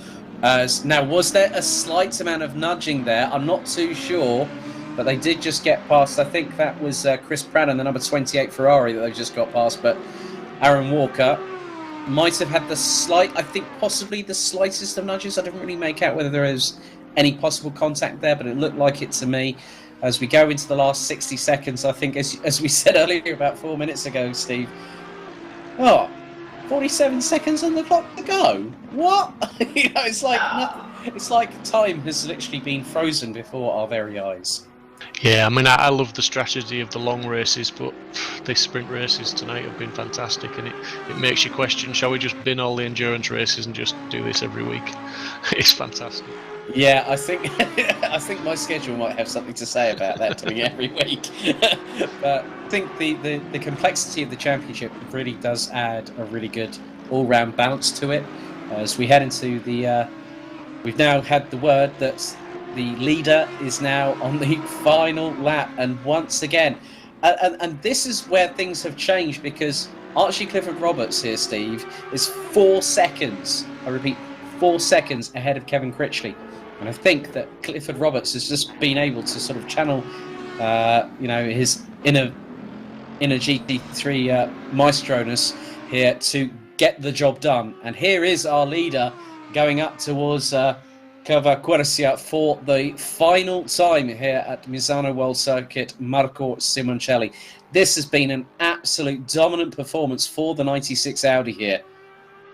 Yeah, I think I'm gonna take a punt and say Kev's probably as hard as he was pushing to stay there, to stay with Archie. I think he's maybe made the decision that points count.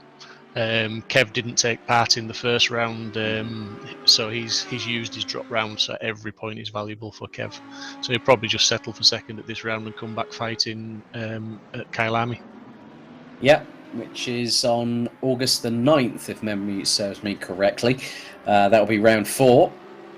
And there will be a new voice replacing myself. I'm otherwise engaged. So Chris Buxton, aka King Kodiak, you might know him from Virtual GP, will be in the hot seat as we now see round the final corner. Once again, it's 2 from 2 here at Misano, and he flashes the lights, and it's the 96 Audi of Archie Clifford Roberts that, again, this is 3 in a row, wins at Silverstone, does the double here at Misano, and that is only just going to help him so much as Aaron Walker trying to close on Dave Hedges. Critchley in second, Crossman in third, Hartnell will take fourth, Regan Mitchell takes a well-deserved fifth, but it is Hedges that keeps ahead of Aaron Walker for P6 at the flag.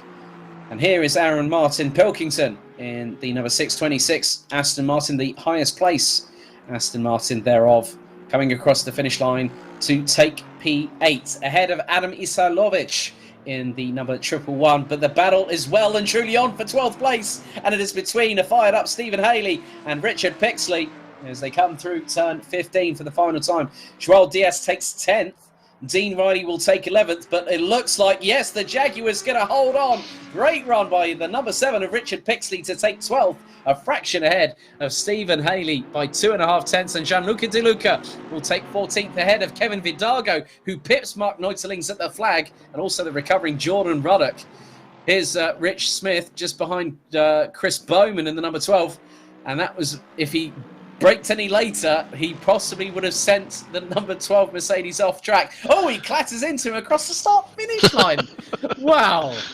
That was ambition. That was the Alex Wirtz moment. Sorry, yeah. I just run out of talent. As Reese Wiggin in the Optimum Motorsport 667 McLaren 720S GT3 crosses the line in 20th ahead of Daniel Parker. Chris Pratt looks like we've had a 30-second penalty post-race for Ian Tamkin, it looks like. So Mark Bradenbury will, as a result of that, take 24th place. So Tamkin takes 23rd.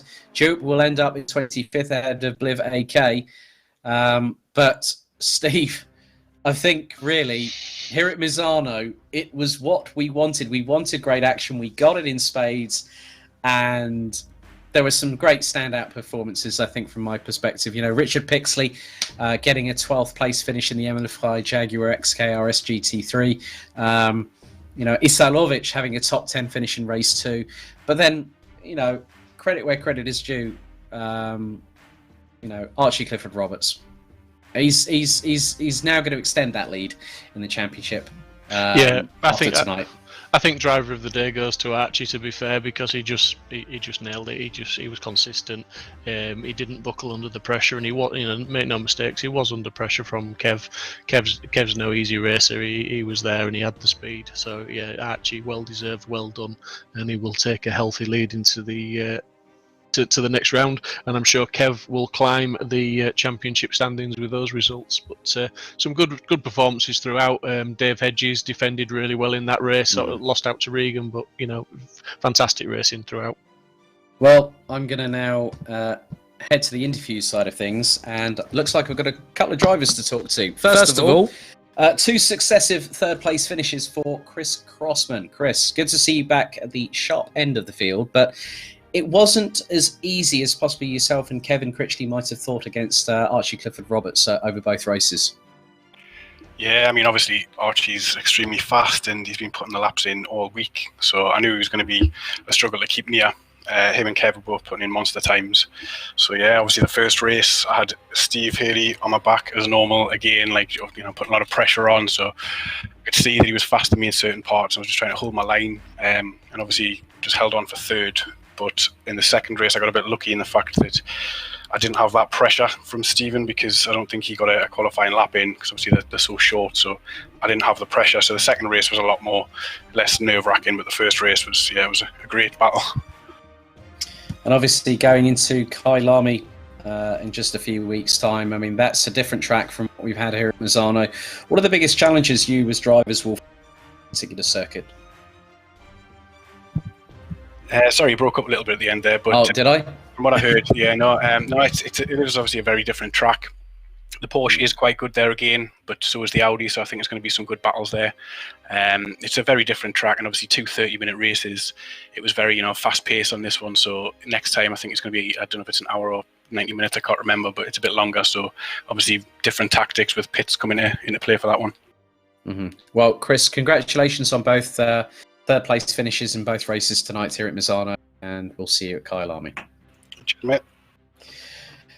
Right, okay, next up, I think I'm going to have to speak to this man again because with the red mist, if he is still about. Stephen Haley. Well, that was a bit of a fight between you and Richard Pixley to the dying death in the last couple of laps.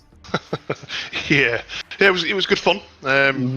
It's always good to battle and to try and race cleanly and whatnot. Yeah, I got past him the first time. I think it was Pixley. But having a bit of a coming into the first corner with Kieran, he'd obviously braked earlier because I think he was going to let me through because he thought I was quicker, and I just completely misjudged it and had to yank it across, and obviously just unsettled the car, and that just spun. But it was good fun. You have your good races, you have your bad races. Yeah, well, all the very best of luck at Kyalami in a few weeks' time, and have a good rest of the evening. Well done, Steve. Thank you. Cheers, thank you.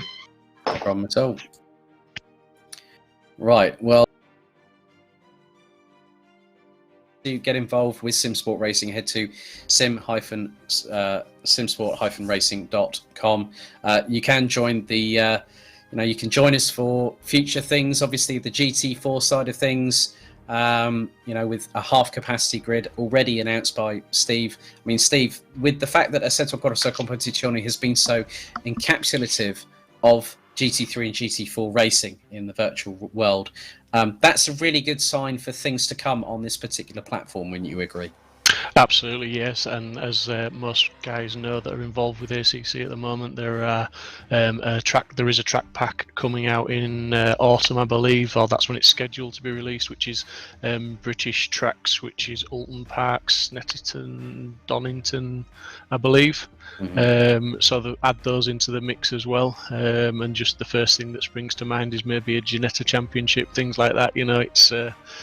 It's great. The GT4 cars are getting praise from all the content creators on YouTube, Twitch and everything. I've not really seen any bad reviews of them, and from my experience, I've done a few laps in them and I think they're fantastic cars. They're a little bit more forgiving than the GT3s. You can race a little bit closer with a bit more door rubbing without sending someone off into the scenery. You're not quite on that knife edge. So yeah, jump on our website, as Alex said, or look us up on Facebook. You'll find all the links you need there to get to our Discord channel, which has all the sign-up forms and everything on there, and you can just jump on and have a chat with the guys. There's always somebody on, and they are a very, very friendly bunch. They might not look it when they're racing. They're all very eager to win, but they're a friendly bunch when you get chatting to them. Indeed. So we're just going to have a look at some of the highlights. This was, I think, the move of the evening here from Regan Mitchell up the inside of Dave Hedges, and that is nothing to be sniffed at at all. Aaron Walker still doing a really good job to get a couple of top 10 finishes here at Misano.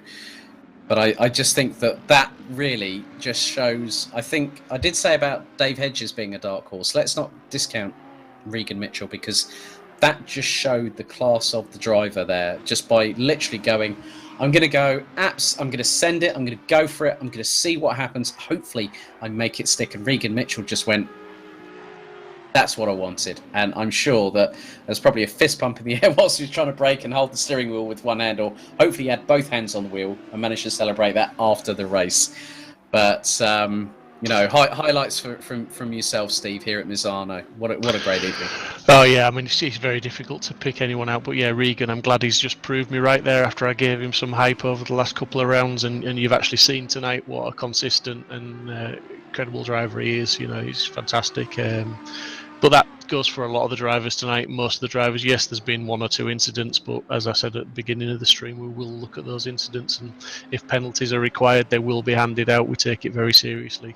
But yeah, the guys have done a fantastic job. It's difficult to pick out any highlights apart from the fact it was just all been very close racing, and we haven't known which way to look because the gaps have been so minimal throughout the field. Indeed. Well, ladies and gentlemen, that is it for round 3 of Simsport Racing Assetto Corsa Competizione Season 3 GT3 here at Misano for the double sprint race extravaganza. And the next round itself will take place at the iconic Kyalami circuit on the 8th of August. That is round 4. As I say, I will not be here. I will be otherwise engaged, but Chris Buxton, aka Kim Kodiak, will be replacing me for that race, and I will be back for Monza on the 16th of August. And a big thank you to Simply Race for once again hosting this fantastic broadcast. Thank you for everyone watching on the respective Facebook groups, Facebook pages, Twitch, YouTube pages as well. Thank you very much for watching.